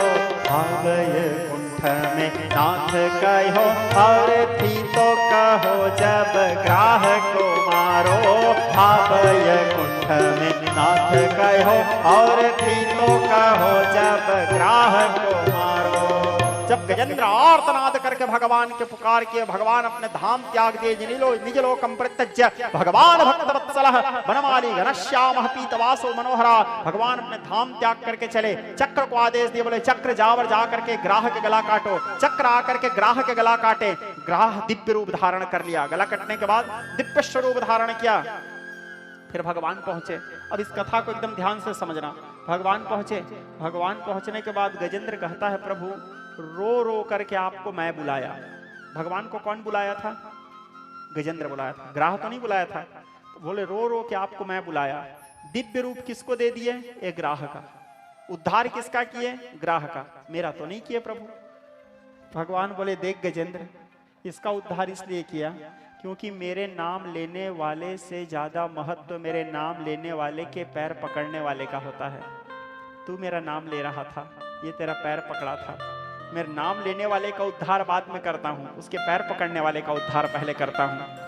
इसीलिए सारा संसार गुरुजन के, संत जन के, विज्ञ जन के चरणों के प्रणाम करते हैं। बोले नाम लेने वाले का उद्धार बाद में करता हूँ, उसके पैर पकड़ने वाले का उद्धार पहले करता हूँ। ये तेरा पैर पकड़ा हुआ था इसलिए पहले इसका उद्धार किया, अब तेरा करूंगा। फिर गजेंद्र के सिर में हाथ रखे, गजेंद्र के सिर में हाथ रखे तो गजेंद्र भी दिव्य रूप धारण किए। गजेंद्र इंद्रदुम्न के रूप को धारण किए। मैं बताया था ना पूर्व जन्म में इंद्रदुम्न नाम करके राजा थे, दिव्य रूप धारण किए। और दोनों मिलकर के फिर भगवान श्री हरि नारायण के स्तवन करने लगे, भगवान श्री नारायण के प्रार्थना करने लगे, उसकी स्तुति करने लगे, भगवान के अनेक प्रकार से स्तवन करने लगे। स्तुति करके वो दोनों दिव्य लोक प्रस्थान किए। भगवान, इसको भगवान के हरि अवतार कहा गया है, जो कष्टों को हरण करने के लिए अवतरित हुए। हरि एति हरि, जो कष्टों को हरण करे वो भगवान हरि। तो इस प्रकार गजेंद्र जी के चरित्र श्री सुखदेव परमहंस राजा परीक्षित को सुना है। इसी बीच में एक समय की बात है, दुर्वासा जी भगवान नारायण के लोग, दुर्वासा जी भगवान नारायण के पास गए दर्शन करने के लिए। जब नारायण जी के पास दर्शन करने के लिए गए तो दुर्वासा को देख करके भगवान नारायण जी बड़े गदगद हो गए, क्योंकि भगवान नारायण तो परम ब्राह्मण भक्त हैं। भगवान नारायण कहते हैं अहो ब्रह्मण्य देवस्व दृष्टा ब्रह्मण्य त्वया मया ब्राह्मणो मम देवता। ब्राह्मण को अपने देवता भी मानते हैं यदि वो सुपात्र ब्राह्मण है। दुर्वासा को बड़े सम्मान किए नारायण जी, उनका आदर किए और अपने गले के माला को निकाल करके दुर्वासा जी को पहना दिए। भगवान वैजंती माला पहनते हैं, भगवान अपने गले के माला दुर्वासा जी को पहनाए। अब दुर्वासा जी के खुशी का क्या ठिकाना है। स्वयं भगवान अपने गले के माला को निकाल के पहनाए हैं। मारे खुशी के वो भगवान शंकर के पास गए। भगवान शंकर को बोले भोले बाबा देख रहे हो माला? बोले हाँ देख रहा हूं। स्वयं नारायण अपने गले के माला निकाल करके हमें पहनाए हैं। भगवान शंकर बोले ओहो धन्य हो दुर्वासा जी, आप क्या सौभाग्य आपका। बोले लेकिन ये बात किसी को मत बताना। बोले दुर्वासा जी बोले भगवान शंकर तो मेरे से जलते हैं, क्यों नहीं बताऊंगा भाई, सबको बताऊंगा, सबको जानना चाहिए। अब दुर्वासा जी के खुशी भी अपने जगह सही है। आप कोई सेलिब्रिटी आदमी के साथ, कोई अच्छे बड़े नेता के साथ कहीं धोखा से फोटो खिंचवा लेते हो, हैं? उसको अपने घर में कई बड़े फ्रेम बनवा के टांग देते हो, जबकि हैं तो वो जीव ही है, भगवान तो नहीं है। भले वो फोटो में आप थोड़े से साइड में थोड़े से दिखते रहो ऐसे, फिर भी उसको आप इतने खुशी के मारे अपने घर में लगाते हो, हैं? तो इसको तो स्वयं भगवान अपने गले से माला निकाल के पहना है। भगवान क्या खुशी हो रहा होगा उसको। इंद्र के पास गए, इंद्र को बोले इंद्र देख रहे हो? इंद्र बोले जी जी जी। अब इंद्र भारी डरता है दुर्वासा जी से, और दुर्वासा जी से ऐसे सभी डरते हैं। क्यों डरते हैं? दुर्वासा जी विकट क्रोधी, वो किस समय किसको श्राप दे दे कोई ठिकाना नहीं। वो 24 घंटा गुस्सा में रहते हैं दुर्वासा जी, हैं? प्रचंड क्रोधी हैं दुर्वासा जी। इंद्र उनका बड़ा आदर सत्कार किए, बड़े खूब सम्मान किए, इतना सम्मान किए कि दुर्वासा जी इंद्र के ऊपर खुश हो गए। जो जितना क्रोधी होता है वो उतना सहज हृदय का भी होता है, उतने जल्दी खुश हो जाता है। वो बड़े प्रसन्न हो गए। प्रसन्न होकर के इतना खुश हो कि वो माला को निकाल करके वो इंद्र को पहना दिए। अब उस माला के महत्व को शंकर भगवान जानते हैं, उस माला के महत्व को दुर्वासा जी जानते हैं कि नारायण के गले से उतरे हुए माला का क्या महत्व है, नारायण जी के निर्माल्य है। इंद्र कहां से जानेगा है? माइक लोक में ही आता है स्वर्ग, उसी अमरावतीपुरी के राजा हैं इंद्र। अब दुर्वासा जी वहां से चले गए, जाने के बाद इंद्र उस माला को निकाल करके फेंक दिए। रावत अपने पैर में दबाने लगा, हाथी पैर में दबाने लगा। दुर्वासा जी अचानक पलट के देखे, बोले आहा, मेरे नारायण के निर्मल्य का अपमान। क्रोध में आ गए दुर्वासा जी, क्रोध में आकर के कहे, देवराज तुमको अहंकार हो गया है। अब प्रतिष्ठा का अहंकार श्रोता समाज आदमी को बौरा देता है। सुत वित्त लोक ईसना तीनी यही के मति असकृत न मलिनी, गोस्वामी तुलसीदास जी लिखते हैं। किसी व्यक्ति को उसके औकात से ज्यादा इज्जत दे दोगे तो आदमी सिर में चढ़ा जाता है। बौरा गए वो, होश गंवा बैठे, अपने आपा खो बैठे। दुर्वासा जी क्रोध में आए, क्रोध में आके कहे, देवराज इंद्र तुमको अहंकार हो गया, तुम अपने भगवान के निर्मल्य का अपमान किया है। जाओ, तुमको लक्ष्मी का अहंकार है, हम श्राप देते हैं, तुम श्री विहीन हो जाओ। उसी समय महालक्ष्मी जी क्षीर सागर में प्रविष्ट हो गई। अब बिना लक्ष्मी के आदमी जिएगा कैसे, क्योंकि पैसा के बिना तो जी पाना संभव नहीं है। संसार से लक्ष्मी ही चले गई। असुरों को पता चला देवताओं को श्राप मिला है, असुर लोग तो ताकते रहते हैं। अब असुर लोग चढ़ाई के स्वर्ग में, और स्वर्ग में चढ़ाई करने के बाद मारे गदा गदा देवताओं को भगाए स्वर्ग से असुर लोग। अब देवता लोग कहां जाएं, गिरी कंदराओं में छिप छिप करके जीवन यापन करने लगे। सारे देवता एक दिन बड़े दुखी हुए, दुखी होकर के नारायण जी के पास गए और जा करके भगवान से कहने लगे, गोविंद हम आपके शरण में हैं, गोविंद हम सब लोग बड़े दुखी हैं, हमारा कल्याण करो प्रभु। नारायण जी बोले, चलो भोले बाबा के पास जाते हैं, वही कुछ कर सकते हैं। सारे देवताओं को लेकर के भोले बाबा के पास गए और जा करके भोले बाबा के पुकार करने लगे, भोले बाबा के प्रार्थना करने लगे, भोले बाबा के स्तवन करने लगे। भोले बाबा बोले, चिंता मत करो देवताओं, एक काम करो, पहले तुम जाओ और जा करके असुरों के साथ संधि करो, असुरों के साथ मित्रता करो। मित्रता करने के बाद तुम और असुर दोनों मिलकर के समुद्र मंथन करना।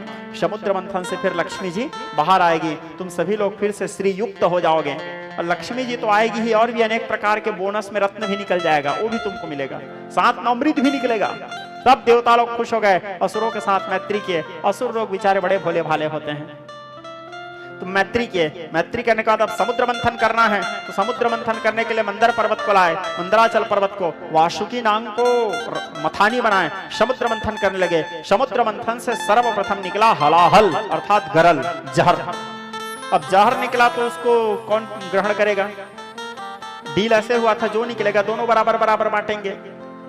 तो असुर लोग बोले, एक काम करो देवताओं, पहले निकला है तुम लोग पहले इसको, जो पहले निकला है उसको तुम सब लोग ले जाओ। बोले देवता लोग बोले, हम क्यों लेंगे, उसको तुम लोग ले जाओ, तुम हमारे बड़े भाई हो, बोले पहले अधिकार तुम्हारा है। बोले नहीं नहीं, तुम छोटे भाई हो इसलिए पहले तुम रख लो। नहीं नहीं, तुम बड़े भाई हो, तुम रखो। अब दोनों उसको स्वीकार नहीं किए। बोले एक काम करते हैं, इसको नारायण जी को चढ़ा देते हैं। बोले नारायण जी बोले, हम 56 भोग वाले हैं, बोले दूध दही मिश्री मेवा मिष्ठान वाले हैं, इसको क्या करेंगे? तो बोले क्या करें प्रभु इसको? बोले जाओ पागल के पास। बोले सब लोग आए भोले बाबा के पास, पुकार किए, कैलाश के निवासी नम बार बार हूँ, आयो शरण तिहारी भोले तार तार। तो भक्तों को कभी शिव तूने निराश ना किया, मांगा जिन्हें जो चाहा वरदान दे दिया। सब लोग भोले बाबा के प्रार्थना किया। भगवान महादेव बोले ठीक, हम चलते हैं। माता पार्वती बोले कहाँ चलते हैं? बोले जहर पीने जा रहा हूं देवी। माता पार्वती बोली, बौरा गए हो, आप जहर पियोगे, आपको कुछ हो गया, मेरा क्या होगा? बोले देवी परोपकार आय सताम विभूत, यह परोपकार से बड़ा कुछ नहीं है देवी। बोले मैंने वो नहीं जानती, आप मत जाओ। बोले भोले बाबा समझाए। फिर माता क्या करती है, रोट घोट करके सुंदर एक औषधि बना के दी। ठीक है जहर पी लेना, लेकिन उससे पहले इस औषधि का सेवन कर लेना, तो तुम्हारे ऊपर जहर काम नहीं करेगा। क्या था वो औषधि? अमिया मूरी माया चूरन समाना सकल भवरुज परिवार। राम नाम रूपी औषधि प्रदान किए। अब भोले बाबा आए, आने के बाद शंख में सारे गरल को एकत्र किए। जैसे पीना चाहते थे भोले बाबा को अचानक भाव आया, अरे यदि इसको मैं पी लिया मेरे राम को कष्ट होगा, क्योंकि अंदर में तो राम जी रहते हैं। अरण्य कांड में सुतीक्षण जी बताते हैं, हर हृदय मानस बाल मरालम नौमी राम उर बाहु विशालम। शिव जी के हृदय में कौन रहते हैं? राम जी रहते हैं। अंदर जाएगा तो मेरे राम को तकलीफ होगा, और अंदर नहीं लेता हूं, बाहर फेंक देता हूं तो ये सब लोग मर जाएंगे। बाहर फेंकूं सुरजरे और भीतर सीताराम, ताही कारण गरल को शिवने कंठ में दियो विश्राम। अपने कंठ में ही रोक दिए, बीच में भगवान महादेव, ना अंदर ना बाहर। तो यहाँ पे भोले बाबा का एक नाम पड़ा, नीलकंठ। सब लोग भोले बाबा के स्तवन किए, प्रार्थना करने लगे, ओम नमः भगवते रुद्राय आपातालनवस्थलन्त भुवन ब्रह्माण्डमाय स्वरज्जात स्फाटकलिंग मौलिविलसत् पूर्णेन्दुमन्ताव्रते आस्तो कल्पुतमेकमी समनि संरुद्रानवागञ्च पञ्चाय द्रपसिक सत्तय धृतपदं विप्र अभिछञ्जच्छिवम् पीठं यस्य धरित्रे जलधर कलसंलिङ्गमाकाशमार्तितं नक्षत्रं पुष्पमल्यं ग्रहगणकुसुमं चन्द्रवन्यज्ञनेत्रं कुक्षिय सप्तसमुद्रं हिमगिरिशयनं सप्तपातालपादं वेदं भद्रं षडङ्गं दशदिशि वसनं दिव्यलिङ्गं नमामि ब्रह्माण्ड व्याप्त देहो विशुद्धिर्भुजाभासमाना भुजङ्गैकण्ठे कालाकवरदा कटित शशिकरा षण्डकौदण्डहस्ता द्रक्षारद्राक्षमाला भृगुडिदिर्भुवान प्रयक्षन्तु सक्षम्। भगवान सर्वेश्वर सदाशिव के प्रार्थना किए, प्रार्थना करने के बाद फिर समुद्र मंथन आरंभ किए। अब समुद्र मंथन से निकला उच्चस्रवा नाम करके घोड़ा, उसको महाराज बलि को प्रदान किए। फिर समुद्र मंथन हुआ, ऐरावत हाथी निकले, देवराज इंद्र को प्रदान किए। फिर समुद्र मंथन हुआ तो 6 रूपवती कन्या निकले, उसको असुर लोगों को प्रदान किया गया। फिर समुद्र मंथन हुआ, अप्सराएं निकली, उसको देवताओं को प्रदान किया गया। फिर समुद्र मंथन हुआ तो समुद्र मंथन में फिर पारिजात वृक्ष निकला, वो देवलोक चला गया। फिर समुद्र मंथन हुआ तो चंद्रमा निकला, वो ग्रह बन गया। फिर समुद्र मंथन हुआ, शंख निकला, नारायण जी को प्रदान किया गया। फिर समुद्र मंथन हुआ, कौस्तुभ मणि निकला, उसको भी भगवान नारायण को प्रदान किया गया। फिर समुद्र मंथन हुआ, फिर ओम हिरण्यवर्णां हरणेन स्वर्णजरस्त्रजां चन्द्रां हिरण्यमयी लक्ष्मी जातवेदो आवह ताम् आवह जातवेदो लक्ष्मीमनपगामिनीम्।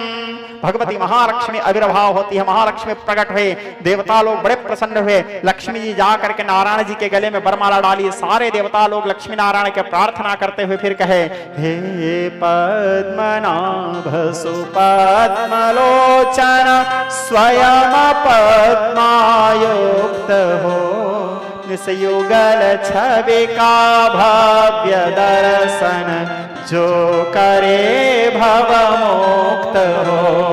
जानू न आवाहन विसर्जन मंत्र पूजा विधि क्रिया करके क्षमा निज भक्ति दोहे विष्णु हे विष्णु प्रिया। सब देवता लोग मिलकर लक्ष्मी नारायण की प्रार्थना की। लक्ष्मी नारायण अपने दिव्य लोक प्रस्थान किए। फिर समुद्र मंथन हुआ। अब धन्वंतरी निकले हाथ में अमृत के कलश को लेकर के। धन्वंतरी भी भगवान के 24 अवतारों में से एक अवतार हैं। जैसे धन्वंतरी निकले, असुर लोग बड़े बलवान अमृत के कलश को छीने आकाश मार्ग में ले चले। अब देवता लोग पीछा करते हुए गए, देवता लोग भी उसको छीनने की कोशिश किए। दो आकाश मार्ग में दोनों के छीना छपटी करने में वो अमृत का बूंद 4 बूंद धरती में गिरता है। कहां कहां गिरा? नासिक में, प्रयागराज में, हरिद्वार में और उज्जैन में, अवंतीपुरी जिसको बोलते हैं। 4 जगह गिरा। इसलिए इन चारों स्थानों को में आज भी महाकुंभ होता है, क्योंकि वो कुंभ का पात्र से अमृत के बूंद बरसा हुआ था, गिरा हुआ था। चूंकि असुर लोग ज्यादा बलवान थे तो अमृत को लेकर के वो लोग चले गए। अब देवता लोग बड़े दुखी हुए और दुखी होकर के भगवान के शरण में आए। भगवान नारायण के पुकार करते हुए कहे, गोविंद बहुत दिन से तारे सुनकर तुम्हारे, बहुत दिन से तारे सुनकर तुम्हारे, बहुत दिन से तारे, बहुत दिन से तारे सुनकर तुम्हारे शरण आ गया श्याम, सुंदर तुम्हारे शरण आ गया श्याम, सुंदर तुम्हारे। भगवान के पुकार के तब फिर भगवान दिव्य स्वरूप धारण किए देवताओं के दुख दूर करने के लिए। कैसा स्वरूप? ऐशो तेजन लालस मानस मोहन मन्मथ राजसुते अविरल गंडा गालन माधवे दुर मत मतंग जराज गदे। गजगामिनी चाल लख लाजत जाहि मराल गति, गजराज चले गति आतुरवा दुति देखत दामिनी ही सकुचे दुर्जात चले बन की दुर्वा। अलौकिक दिव्य छटा कारी कटकारी वेश मृदुता भरी है वेश, मोहन्याम मोहिनो जगता, सारे संसार को मोहित करने वाले स्वरूप धारण के जो देखे घायल। अलौकिक दिव्य छटा, दिव्य सौंदर्य, दिव्य माधुर्य, दिव्य लावण्य। देवता लोग भी देख करके 2 मिनट के लिए तो अचंभित हो गए। भगवान बोले हम ही हैं जी। उसके बाद भगवान पहुंचे कहां? असुरों के पास। असुर लोग देखे मोहिनी को, असुर लोग देखे मोहिनी को तो असुर लोगों का तो दिमाग काम करना बंद कर दिया। अब वो लोग बेचारे लोग असुर लोग बाप जन्म में तो इतने सुंदर रूप देखे नहीं थे। अब राक्षसों का शादी भी होता था तो राक्षसियों के साथ अब पहली बार देखे इतने very very beauty smart, very beautiful. बेचारे लोग घायल हो गए। तेरे प्यार ने, तेरे चाहने, तेरी बहकी निगाह ने, तेरी बहकी निगाह ने, प्यार ने, तेरे चाहने, तेरी बहके निगाह ने मुझे तेरा दीवाना बना दिया, मुझे तेरा दीवाना बना दिया। ये जो हल्का हल्का सरूर है, ये जो तेरी नजर का कसूर है, मुझे तेरा दीवाना बना दिया, मुझे एक दीवाना बना दिया। देवता लोग, असुर लोग मंत्रमुग्ध हुए। असुर लोग आके प्रणय प्रस्ताव रखे, बोले हमसे अब ब्याह करोगे? कहा बोले तुम लोग लड़ते हो, आई डोंट लाइक, कलह मेरे को पसंद नहीं है। बोले तो असुर लोग बोले हमारे लड़ाई का जड़ ये अमृत है, एक काम करो तुम बांट दो, नहीं लड़ेंगे तो शादी करोगे? बोले हाँ। अब उस अमृत को दे दिए उसको, किसको? मोहिनी को, भरोसा करके। अब भरोसा करके दे दिए गए काम से। इतिहास कहता है, मैं बोलूंगा तो विवाद हो जाएगा।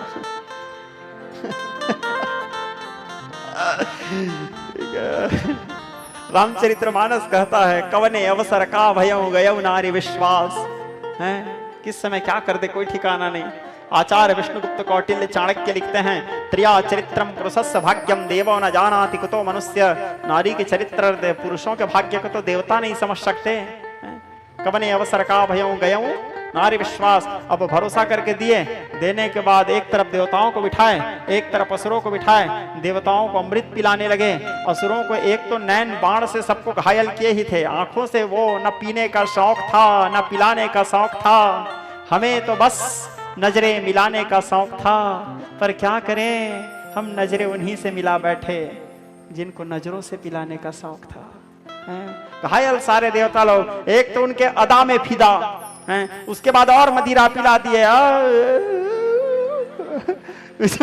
उस बीच में एक राहु नाम करके दैत्य था, वो बड़ा चालाक, वो सूर्य और चंद्र के बीच में आके बैठ गया, वो भी अमृत पी लिया। तब तक के भगवान सबको अमृत पिला डाले थे। सूर्य और चंद्र इशारा किया, बोले प्रभु ये असुर है। जैसे भगवान को बताया असुर है, तुरंत भगवान मोहिनी रूप का त्याग के सशंक चक्रम सकरीत कुंडलम सरसेर वक्षणम सहा, भगवान सुदर्शन चक्र धारण के उस दैत्य के गला काट दिए। चूंकि अमृत पी चुका है तो मरेगा कैसे? तो एक भाग बना राहु, एक भाग बना केतु, और इसी बीच में देवताओं और असुरों के बीच में घमासान संग्राम हुआ। चूंकि देवता लोग अमृत पी चुके थे, इसलिए देवता लोग विजयी हुए, और विजयी होने के उपरांत सारे असुर लोग पाताल चले गए, मूर्छित होकर के गिर गए, और देवता लोग स्वर्ग में फिर से अपना आधिपत्य स्थापित किए। इसी बीच में असुरों के गुरु कौन थे? शुक्राचार्य। शुक्राचार्य जब देखे अपने सारे, उस समय असुरों के मुखिया कौन थे? महाराज बलि। जब देखे कि ओहो मेरे शिष्यों के साथ अत्याचार हुआ है, मेहनत तो दोनों किए थे, असुर भी किए थे, देवता भी किए थे, लेकिन फल किसको मिला? देवताओं को। तो शुक्राचार्य को बड़ा दुख हुआ, बोले देवताओं ने अत्याचार किया है, अब मैं तो शुक्राचार्य जितने लोग मर गए थे सबको मृत संजीवनी, शुक्राचार्य के पास संजीवनी विद्या था, भगवान महादेव के द्वारा प्रदत्त था, अपने संजीवनी विद्या के द्वारा सबको पुनर्जीवन प्रदान कर दिए। गुरु कृपा करे तो कुछ भी कर सकते हैं श्रोता समाज, क्योंकि हमारे सदग्रंथ बताते हैं जिस व्यक्ति के रक्षा करने के लिए यदि उसके गुरु उसके आगे खड़ा है तो त्रैलोक्य में ब्रह्मा विष्णु महेश भी मिलकर के उसके बिगाड़ करना चाहे तो उसके बिगाड़ नहीं कर सकते, जिसके रक्षा के लिए उसके गुरु खड़े हैं। और जिसके विनाश यदि उसके गुरु ही सोच लिए तो इस संसार में कोई नहीं है जो उसका कल्याण कर सके। कारण गुरु रैव शिव, शिव रैव गुरु, गुरु ही शिव है या शिव ही गुरु है। गुरु को समर्थ सदगुरु सरकार कहा गया है। इसलिए तो कहते हैं गुरु का हाथ सर पर हो बलाएं आ नहीं सकते, गमो गर्दिश में दुखों के घटाएं छा नहीं सकते, कि आए मौत भी चौखट पे तो दावा मेरा सुन लो, कि आए मौत भी चौखट पे तो दावा मेरा सुन लो, खड़ी रह जाएगी दर पे मगर ले जा नहीं सकते, खड़ी रह जाएगी दर पे मगर ले जा नहीं सकते। गुरु कृपा ही केवलम, जिसके ऊपर गुरु की कृपा है श्रोता समाज, हर असंभव को संभव कर सकता है। गुरु कृपा सब कुछ दे देती, माया सबको लूटे। रोम रोम गुरुवर का तीर्थ आंखें सूरज चंदा, गुरुमुख से है अमृत बरसे छूटे अमखा फंदा, गुरु मिल जाए सब मिल जाए ओ, गुरु मिल जाए सब मिल जाए, बाकी सब हैं झूठे, गुरु का प्यार न रूठे, गुरु दरबार न छूटे, गुरु का प्यार न रूठे, गुरु दरबार न छूटे, गुरुवर की रहमत से बंदे ओ, गुरुवर की रहमत से बंदे जग बंधन सब छूटे, गुरु का प्यार न रूठे, गुरु दरबार न छूटे, गुरु का प्यार न रूठे, गुरु दरबार न छूटे। गुरु कृपा ही केवलम। तो शुक्राचार्य सबको पुनर्जीवन प्रदान कर दिए और प्रतिज्ञा किए, मैं महाराज बलि को इतना सामर्थ्यवान बनाऊंगा कि सदैव सशरीर देवराज इंद्र के सिंहासन में जाकर के बैठेंगे। इस प्रकार संकल्प करके उसको यज्ञ करवाने लगे, अश्वमेध यज्ञ। हमारे सब ग्रंथों में बताते हैं जो व्यक्ति अपने जीवन में 100 अश्वमेध यज्ञ कर लेता है वो सदैव सशरीर जाकर के इंद्र के आसन में बैठता है, इंद्र बन जाता है वो। तो यज्ञ करवाने लगे उनके गुरु महाराज, यज्ञ करवाने लगे तो 1 यज्ञ हुआ, 2 यज्ञ हुआ, 3 यज्ञ हुआ। गुरु स्वयं खड़े होकर के करवा रहे हैं शिष्य को, तो सफलता तो मिलना ही है, आगे में गुरु खड़े हैं। ऐसे करते करते 98 यज्ञ सफल हुआ। जब 98 यज्ञ सफल हुआ तो देवताओं की जो माँ थी अदिति, वो बड़ा टेंशन में। अदिति विचार करती है यदि इनके 100 यज्ञ पूरा हो गया तो मेरे बेटा देवताओं का क्या होगा, तो स्वर्ग में रहते हैं। तो अदिति जाकर के कश्यप ऋषि से कहती है आप कोई ऐसे उपाय बताओ जिससे मेरे बेटा इंद्र लोगों का सिंहासन सुरक्षित रहे। तो कश्यप ऋषि बोले देवी एक काम करो, तुम पयोव्रत करो, पयोव्रत के प्रभाव से भगवान नारायण तुम्हारे पुत्र बन करके जन्म लेंगे। और पयोव्रत के संपूर्ण विधि अपने पत्नी माता अदिति को बताए। माता अदिति कश्यप ऋषि के बताए गए अनुसार पयोव्रत पालन करने लगी। फिर बामन द्वादशी के दिन भगवान बामन जी उनके यहाँ भगवान बामन प्रकट हुए। बोलिए बामन भगवान के। भगवान बामन जब प्रकट हुए अलौकिक विलक्षण स्वरूप ब्रह्मकुल में जन्म लिए हैं कश्यप ऋषि के घर में। अब इधर बलि के 99 अश्वमेध यज्ञ पूरा हुआ, उधर 100वां अश्वमेध यज्ञ चल रहा है क्योंकि 100 उनका टारगेट था। और यदि ये 100 यज्ञ पूरा हो जाए तो महाराज बलि स्वर्ग के सिंहासन में इंद्र बन करके बैठते, इंद्र इनके असिस्टेंट बन जाते। और ये इंद्र अब इनके 125वें यज्ञ चल रहा है, भगवान वामन प्रकट हुए। अब वामन प्रकट होने का ब्राह्मण कुल में जन्म लिए हैं, तो ब्राह्मण के लिए सबसे इंपॉर्टेंट क्या है? शिखा और सूत्र। तो उनके यज्ञोपवीत संस्कार हुआ। यज्ञोपवीत संस्कार होने के बाद देवगुरु बृहस्पति को उन्होंने गुरु बनाया। गुरु, क्योंकि बिना गुरु के उद्धार नहीं हो सकता। श्रोता समाज, बिन गुरु भवनिधि तरई की कोई, जो बिरंची शंकर सम होई। चाहे वो ब्रह्मा विष्णु महेश भी क्यों ना हो, बिना गुरु के तारण तरण नहीं हो सकता, बिना गुरु के उद्धार नहीं हो सकता। जीवन में गुरु आवश्यक है, गुरूर नहीं। जीवन में गुरु होना आवश्यक है, क्योंकि बिना गुरु के राम और कृष्ण का उद्धार नहीं हुआ। संदीपनी के पास चले गए, गुरु वशिष्ठ के पास चले गए। गुरु जीवन में आवश्यक है। तो विज्ञ स्नेही स्वजन भगवान वामन गुरु बनाए। किसको बनाए? देव गुरु बृहस्पति को। और गुरु बनाने के उपरांत कमंडलम वेद गर्भम, ब्रह्मा जी उनको कमंडल प्रदान किए। सरस्वती चक्षमालाम, भगवती सरस्वती उनको रुद्राक्ष की माला प्रदान की। और कौपिन माता अदिति पहनाई। और सब लोग अपने अपने कुबेर देवता उसको छत्र प्रदान किए, और यमराज उसको दंड प्रदान किए। सब लोग अपने अपने सार उनको कुछ कुछ दिए। और भिक्षाम भगवती अन्नपूर्णाम, स्वयं भगवती अन्नपूर्णा उसको भीख दी। सबसे पहले भीख कौन दी?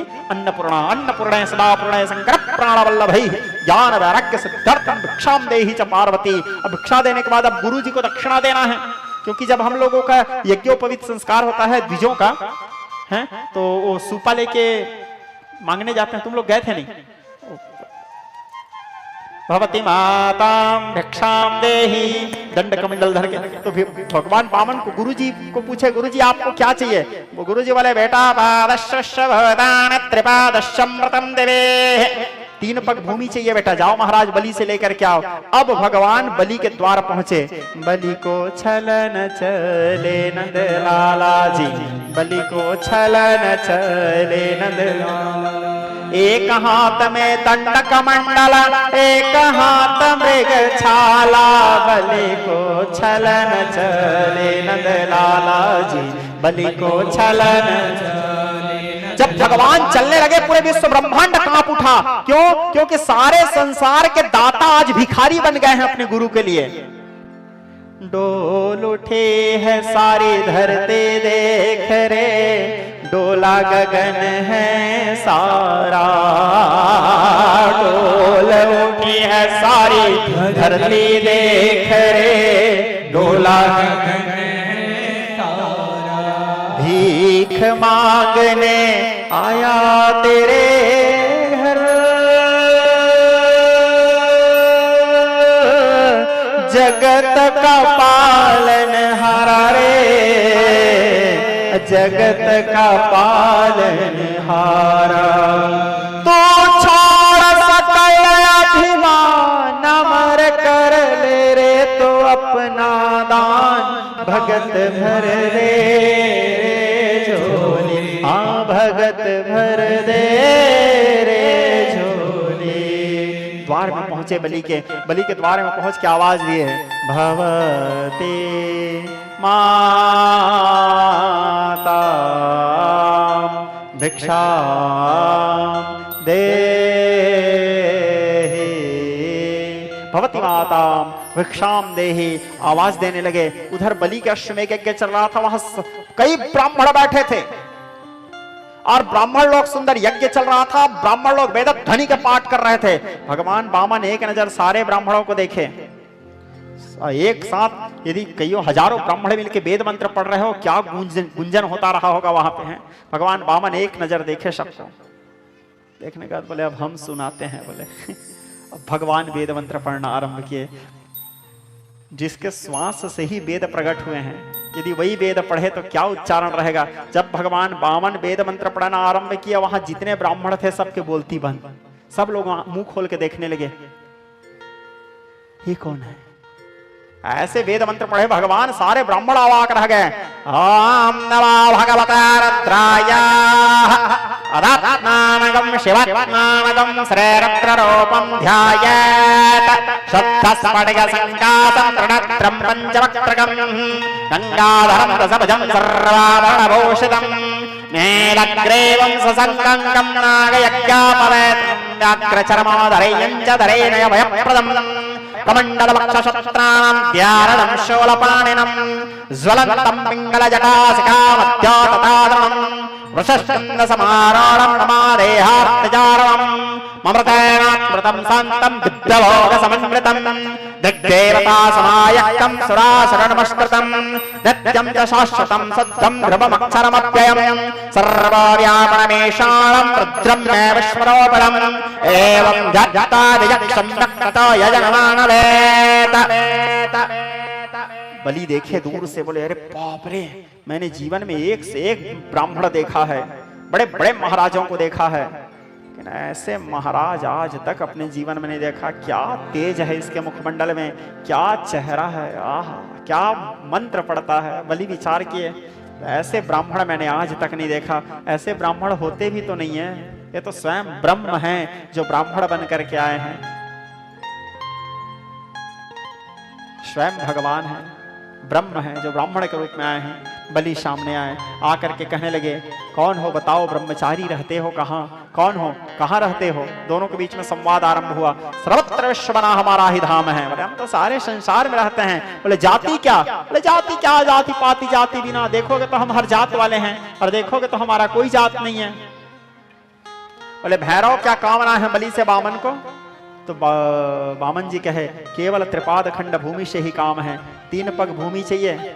बलि कहे दिखने में तो बड़े ज्ञानी हो, बड़े तेजस्वी हो, मंत्र भी बड़े सुंदर बोलते हो, लेकिन बात तो मूर्खों जैसा करते हो। अरे मंगना है तो थोड़े अच्छे से मांगो। 3 पग भूमि में कितना जमीन नाप लोगे हैं? बलि का एक रिकॉर्ड था, बलि के द्वार में जो एक बार भीख मांगने आता था, लाइफ टाइम वो कभी भीख मांगने किसी के द्वार में नहीं जाता था, इतना देते थे महाराज बलि उसको। बोले अच्छा कुछ मांग लो। तो बामन जी बोले हम संतोषी ब्राह्मण हैं।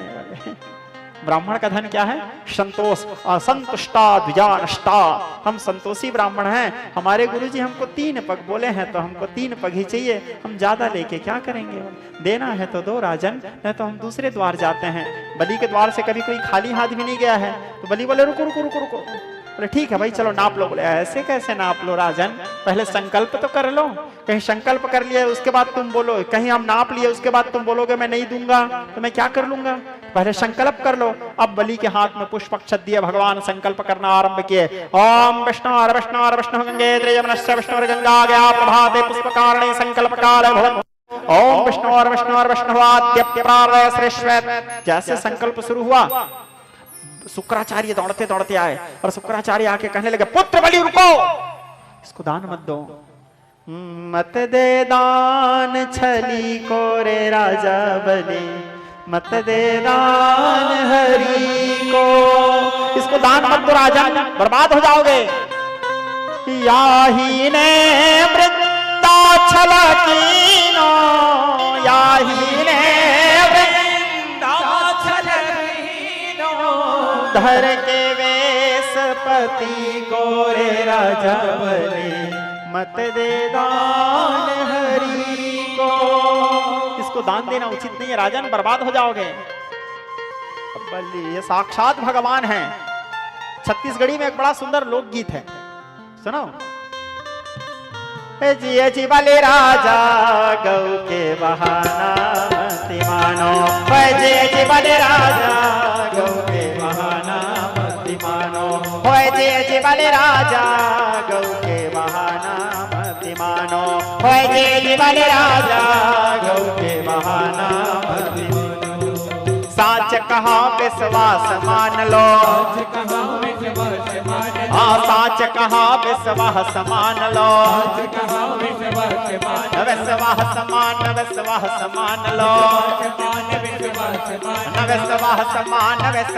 मान लो। साचे मोरे बानी राजा गौ के बहाना मति मानो, साचे मोरे बानी राजा गौ के बहाना मति मानो, जी जी बलि राजा गौ के बहाना मति मानो, जी जी बलि राजा गौ के बहाना मति मानो।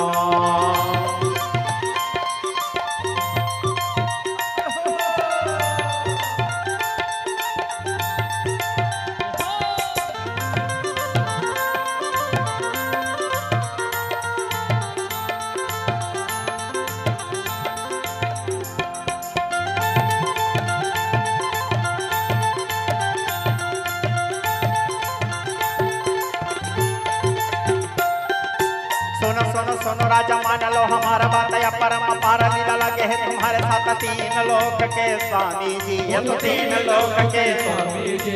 सुनो सुनो सुनो राजा मान लो हमारा बात, या परम पार लीला लगे है तुम्हारे साथ तीन लोक के स्वामी जी, तीन लोक के स्वामी जी। देवकी वसुदेव घर अवतार लियो, 56 कोटि ने या तो नंसन को नाश कियो, कंस जैसे पापी मार गंगा में बहाय दियो, तीन लोक के स्वामी जी, तीन लोक के स्वामी जी। ए तो तुम सो करत बहाना राजा गौ के बहाना, ए तो तुम सो करत बहाना राजा गौ के बहाना, जय वाले राजा गौ के बहाना मानो, जय वाले राजा गौ के बहाना मानो, जय वाले राजा गौ के बहाना मानो, जय वाले राजा गौ के बहाना मानो।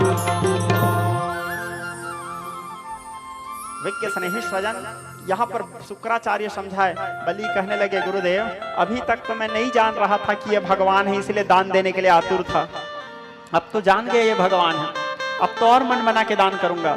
गुरुदेव आज तक सारा संसार कहता है दाता एक राम, भिखारी सारी दुनिया, दाता एक राम। और जब वही राम स्वयं भिखारी बन के मेरे द्वार में आए हैं गुरुदेव, तो कैसे दान न करूं। यदि आज इसे दान कर दूंगा ना गुरुदेव, तो आचंद्र दिवाकर मेरी कीर्ति रहेगी, और आज के बाद सारा संसार कहेगा दाता ये बलि भिखारी है राम।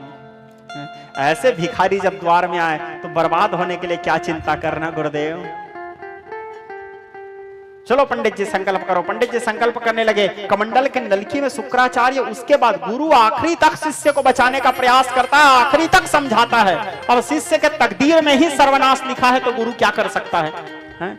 शुक्राचार्य उसके बाद भी बचाने का प्रयास किए, वो कमंडल के नलकी में घुस गए। जब पानी निकलेगा ही नहीं तो संकल्प कैसे होगा। भगवान वामन क्या किए, उठाए कुशा, और नलकी में कुशा ब्राह्मण का अस्त्र है कुश, उठाए कुशा नलकी को साफ किए। जैसे नलकी को साफ किए शुक्राचार्य के आंख में पड़ा, शुक्राचार्य की आंख फूट गया। और जब शुक्राचार्य की आंख फूट गया तो इसलिए कहा जाता है कभी किसी दान धर्म करने वाले व्यक्ति को बीच में खिटपिट रोक टोक नहीं करना चाहिए, है ना। तो शुक्राचार्य की आंख तो गया। अब जाने के बाद भगवान जैसे संकल्प पूरा हुआ, अणोरणयान महतो महियान, सूक्ष्म से सूक्ष्म विराट से विराट रूप धारण किए भगवान। नान्तम मध्यम जपनस्तवादि वेदो नो जना राधि मध्यांतनिंत वीर्यम। एक पैर में भगवान अतल वितल सुतल रसंतल तलातल पाताल, दूसरे पैर में भूलोक भुवलोक महलोक जनहलोक तपहलोक सत्यलोक। ब्रह्मा जी जब देखे भगवान के पैर ब्रह्मलोक पहुंचे हैं तो अपने कमंडल के जल को ब्रह्मा जी भगवान के चरणों में समर्पित किए। तो उस समय ब्रह्मा जी के कमंडल में जो गंगा जी थे वो आकर के नारायण जी के नख के अग्रभाग में प्रविष्ट हो गए, नख के अग्रभाग में समावेश हो गए, अपने स्थान प्राप्त किए। इसके उपरांत भगवान वामन जी बलि से पूछे, क्यों राजन अब तीसरा पग कहां रखूं? तुमने तो 3 पग देने का बात कहा था। बलि बेचारा शांत हो गए। बलि के पत्नी बलि को बुलाई। देखो इस कथा से शिक्षा मिलता है, जब दिमाग चारों तरफ से काम करना बंद कर दे तो एक बार अपने पत्नी से जरूर परामर्श लेना चाहिए, ठीक है, क्योंकि उस समय पत्नी के द्वारा दिए गए परामर्श आपका कल्याण कर सकता है। तो बलि को पत्नी बलि को बुलाई, समझ रहे हो। बुलाने के बाद उसके कान में कुछ बोली। अब क्या बोली उसको बलि सुने, और सुन के आके फिर भगवान से कहे, प्रभु आप तो 3 पग से 3 पग नापूंगा बोले थे, 2 पग से 2 पग नापे हो, आपका तीसरा पैर कहाँ है? फंस गए भगवान। यही सिखा के भेजी थी। और एक चीज सिखाई है। भगवान बोले लो तो ठीक है तीसरा पैर निकालता हूं। बोले भगवान अपने नाभि से तीसरा पैर निकाले, बोले ये ले तीसरा पैर। बोले बलि बोले मेरे पास तीसरा पैर रखने का भी जगह है। बोले कहाँ है? तो बलि पूछे, ये बताओ प्रभु दान ज्यादा बड़ा होता है कि दानी? भगवान बोले दानी। बलि पूछे क्यों? भगवान बोले दानी रहेगा नहीं तो दान करेगा कौन? दानी पंचदशो रत्न, दानी रहेगा नहीं तो दान करेगा कौन? तो बोले ये 3 पग भूमि ज्यादा बड़ा है कि मैं? भगवान बोले तू। तीसरा पग मेरे सिर में रखो प्रभु। बोले तीसरा पग भगवान बलि के सिर में रखे। बलि को पाताल लोक प्रवेश किए। बलि को पाताल लोक देने के उपरांत देवता लोगों को स्वर्ग प्रदान किए। देवता लोग आनंद पूर्वक स्वर्ग में निवास करने लगे। इस प्रकार बलि वामन के चरित्र को श्री सुखदेव परमहंस राजा परीक्षित को सुनाते हुए मत्स्यावतार के कथा के सहित 8वां स्कंद के चरित्र को विश्राम दिए। अब नवम स्कंद कथा। सूर्यवंशम समाख्यानम सोमवंशम निरूपणम।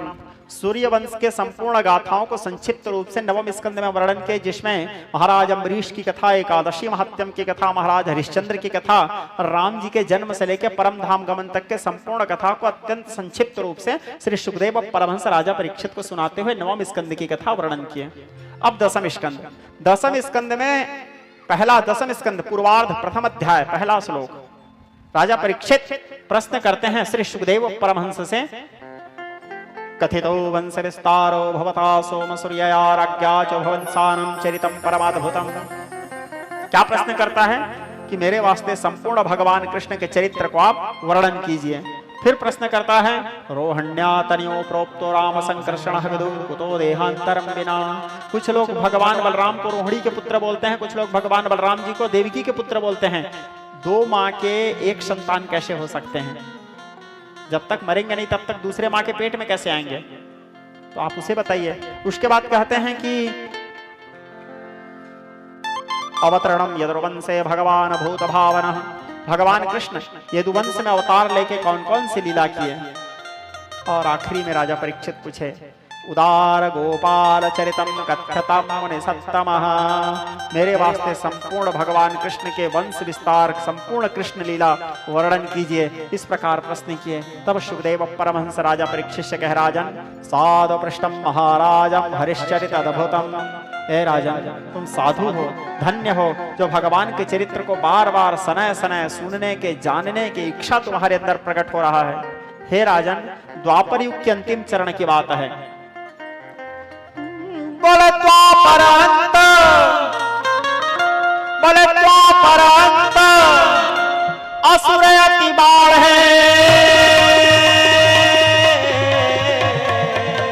करे पाप हिंसा तिगाड़ है, करे पाप हिंसा तिगाड़ है, करे पाप हिंसा। बोले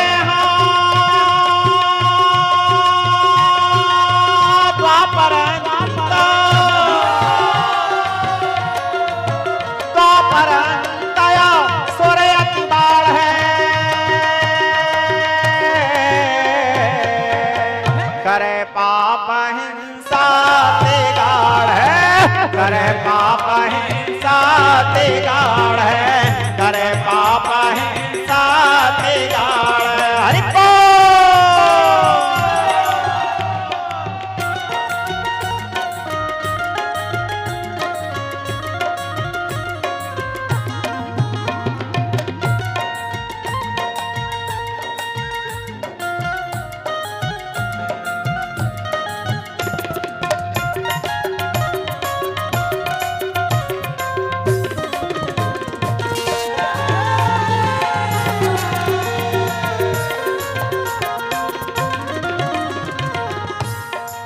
द्वापर युग के अंतिम चरण की बात है। चारों ओर पापाचार फैला हुआ था।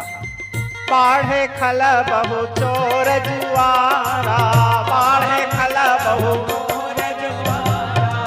चारों ओर पापियों का साम्राज्य फैला हुआ था। आक्रांता भूभारणम ब्रह्मांडम शरणम ययोः। पृथ्वी व्याकुल हो गई पाप से, और व्याकुल होकर के पृथ्वी कहां गई? ब्रह्मांडम शरणम ययोः। ब्रह्मा जी के शरण में पहुंची। अब ब्रह्मा जी के शरण में जाकर के ब्रह्मा जी के पुकार करने लगे। सुर मुनि गंधर्वादि करि सर्वादय विरंचिते लोका, संग तनुधारी भूमि विचारी परम विकल भय शोका। अब ब्रह्मा जब जाना मन अनुमाना, मोरे कछु न बसाई। जा करी दासी सो अविनाशी, हमरे तोरे सहाई।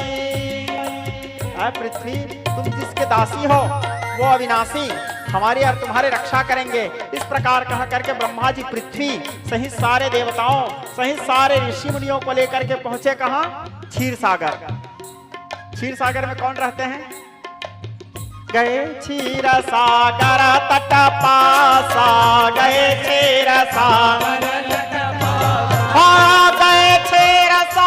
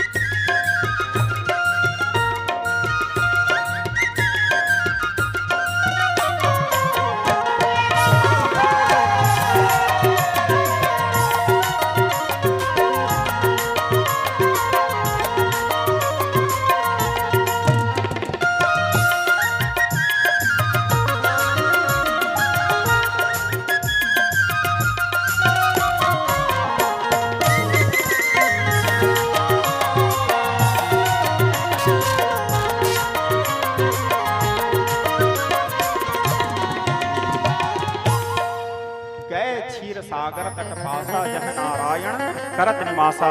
जहाँ भगवान श्री हरि नारायण जी निवास करते थे वहां क्षीर सागर पहुंचे। पहुंचने के बाद जाके देखते हैं तो वहां नारायण जी गायब, नारायण जी नहीं थे। उसी समय भगवान शंकर वहां पहुंचे। भगवान शंकर से सारे देवता लोग बोले बाबा, बोले आपके भगवान कहाँ हैं, नहीं दिख रहे हैं। बोले भगवान शंकर बोले मेरे भगवान तो सर्वत्र हैं। हरि व्यापक सर्वत्र समाना प्रेम ते प्रगट होई मैं जाना। मेरे भगवान तो सर्वत्र व्याप्त हैं लेकिन मिलते केवल प्रेम से हैं। पुकार करो। तब फिर सब लोग कहने पर भगवान के पुकार के क्या पुकार करते हैं? जय जय सुर नायक जन सुखदायक प्रणत पाल भगवंत गोग जाहे तारे जया सुरारे सिंधु सुता प्रिय पालन सुर धरानी अद्भुत करनी मर मन जानाई कोई। आर्तनाद किए, पुकार किए। पुकार करने पर व्योमवाणी तदा पुरा आकाशवाणी हुआ। आकाशवाणी में जो कुछ बोला गया उसको ब्रह्मा जी सुने। और ब्रह्मा जी सुनने के बाद ब्रह्मा जी सारे देवताओं से कहे देवताओं ब्रज में जाकर के बसो। सभी देवगण राय गोपी ग्वालन रूप धरी रहता पर जाय। सारे देवता लोग जा करके ब्रजमंडल में निवास करो क्योंकि भगवान शीघ्र आने वाले हैं, अवतार लेने वाले हैं। अवतरणम यदुवंश से, यदुवंश में भगवान आने वाले हैं। तो जितने बड़े बड़े देवता लोग थे, जितने बड़े बड़े संत महात्मा लोग थे, यति जति थे, वेद के ऋचाए थे, सब लोग गोपी ग्वाल बन करके 84 कोस के ब्रजमंडल में अवतार लिए।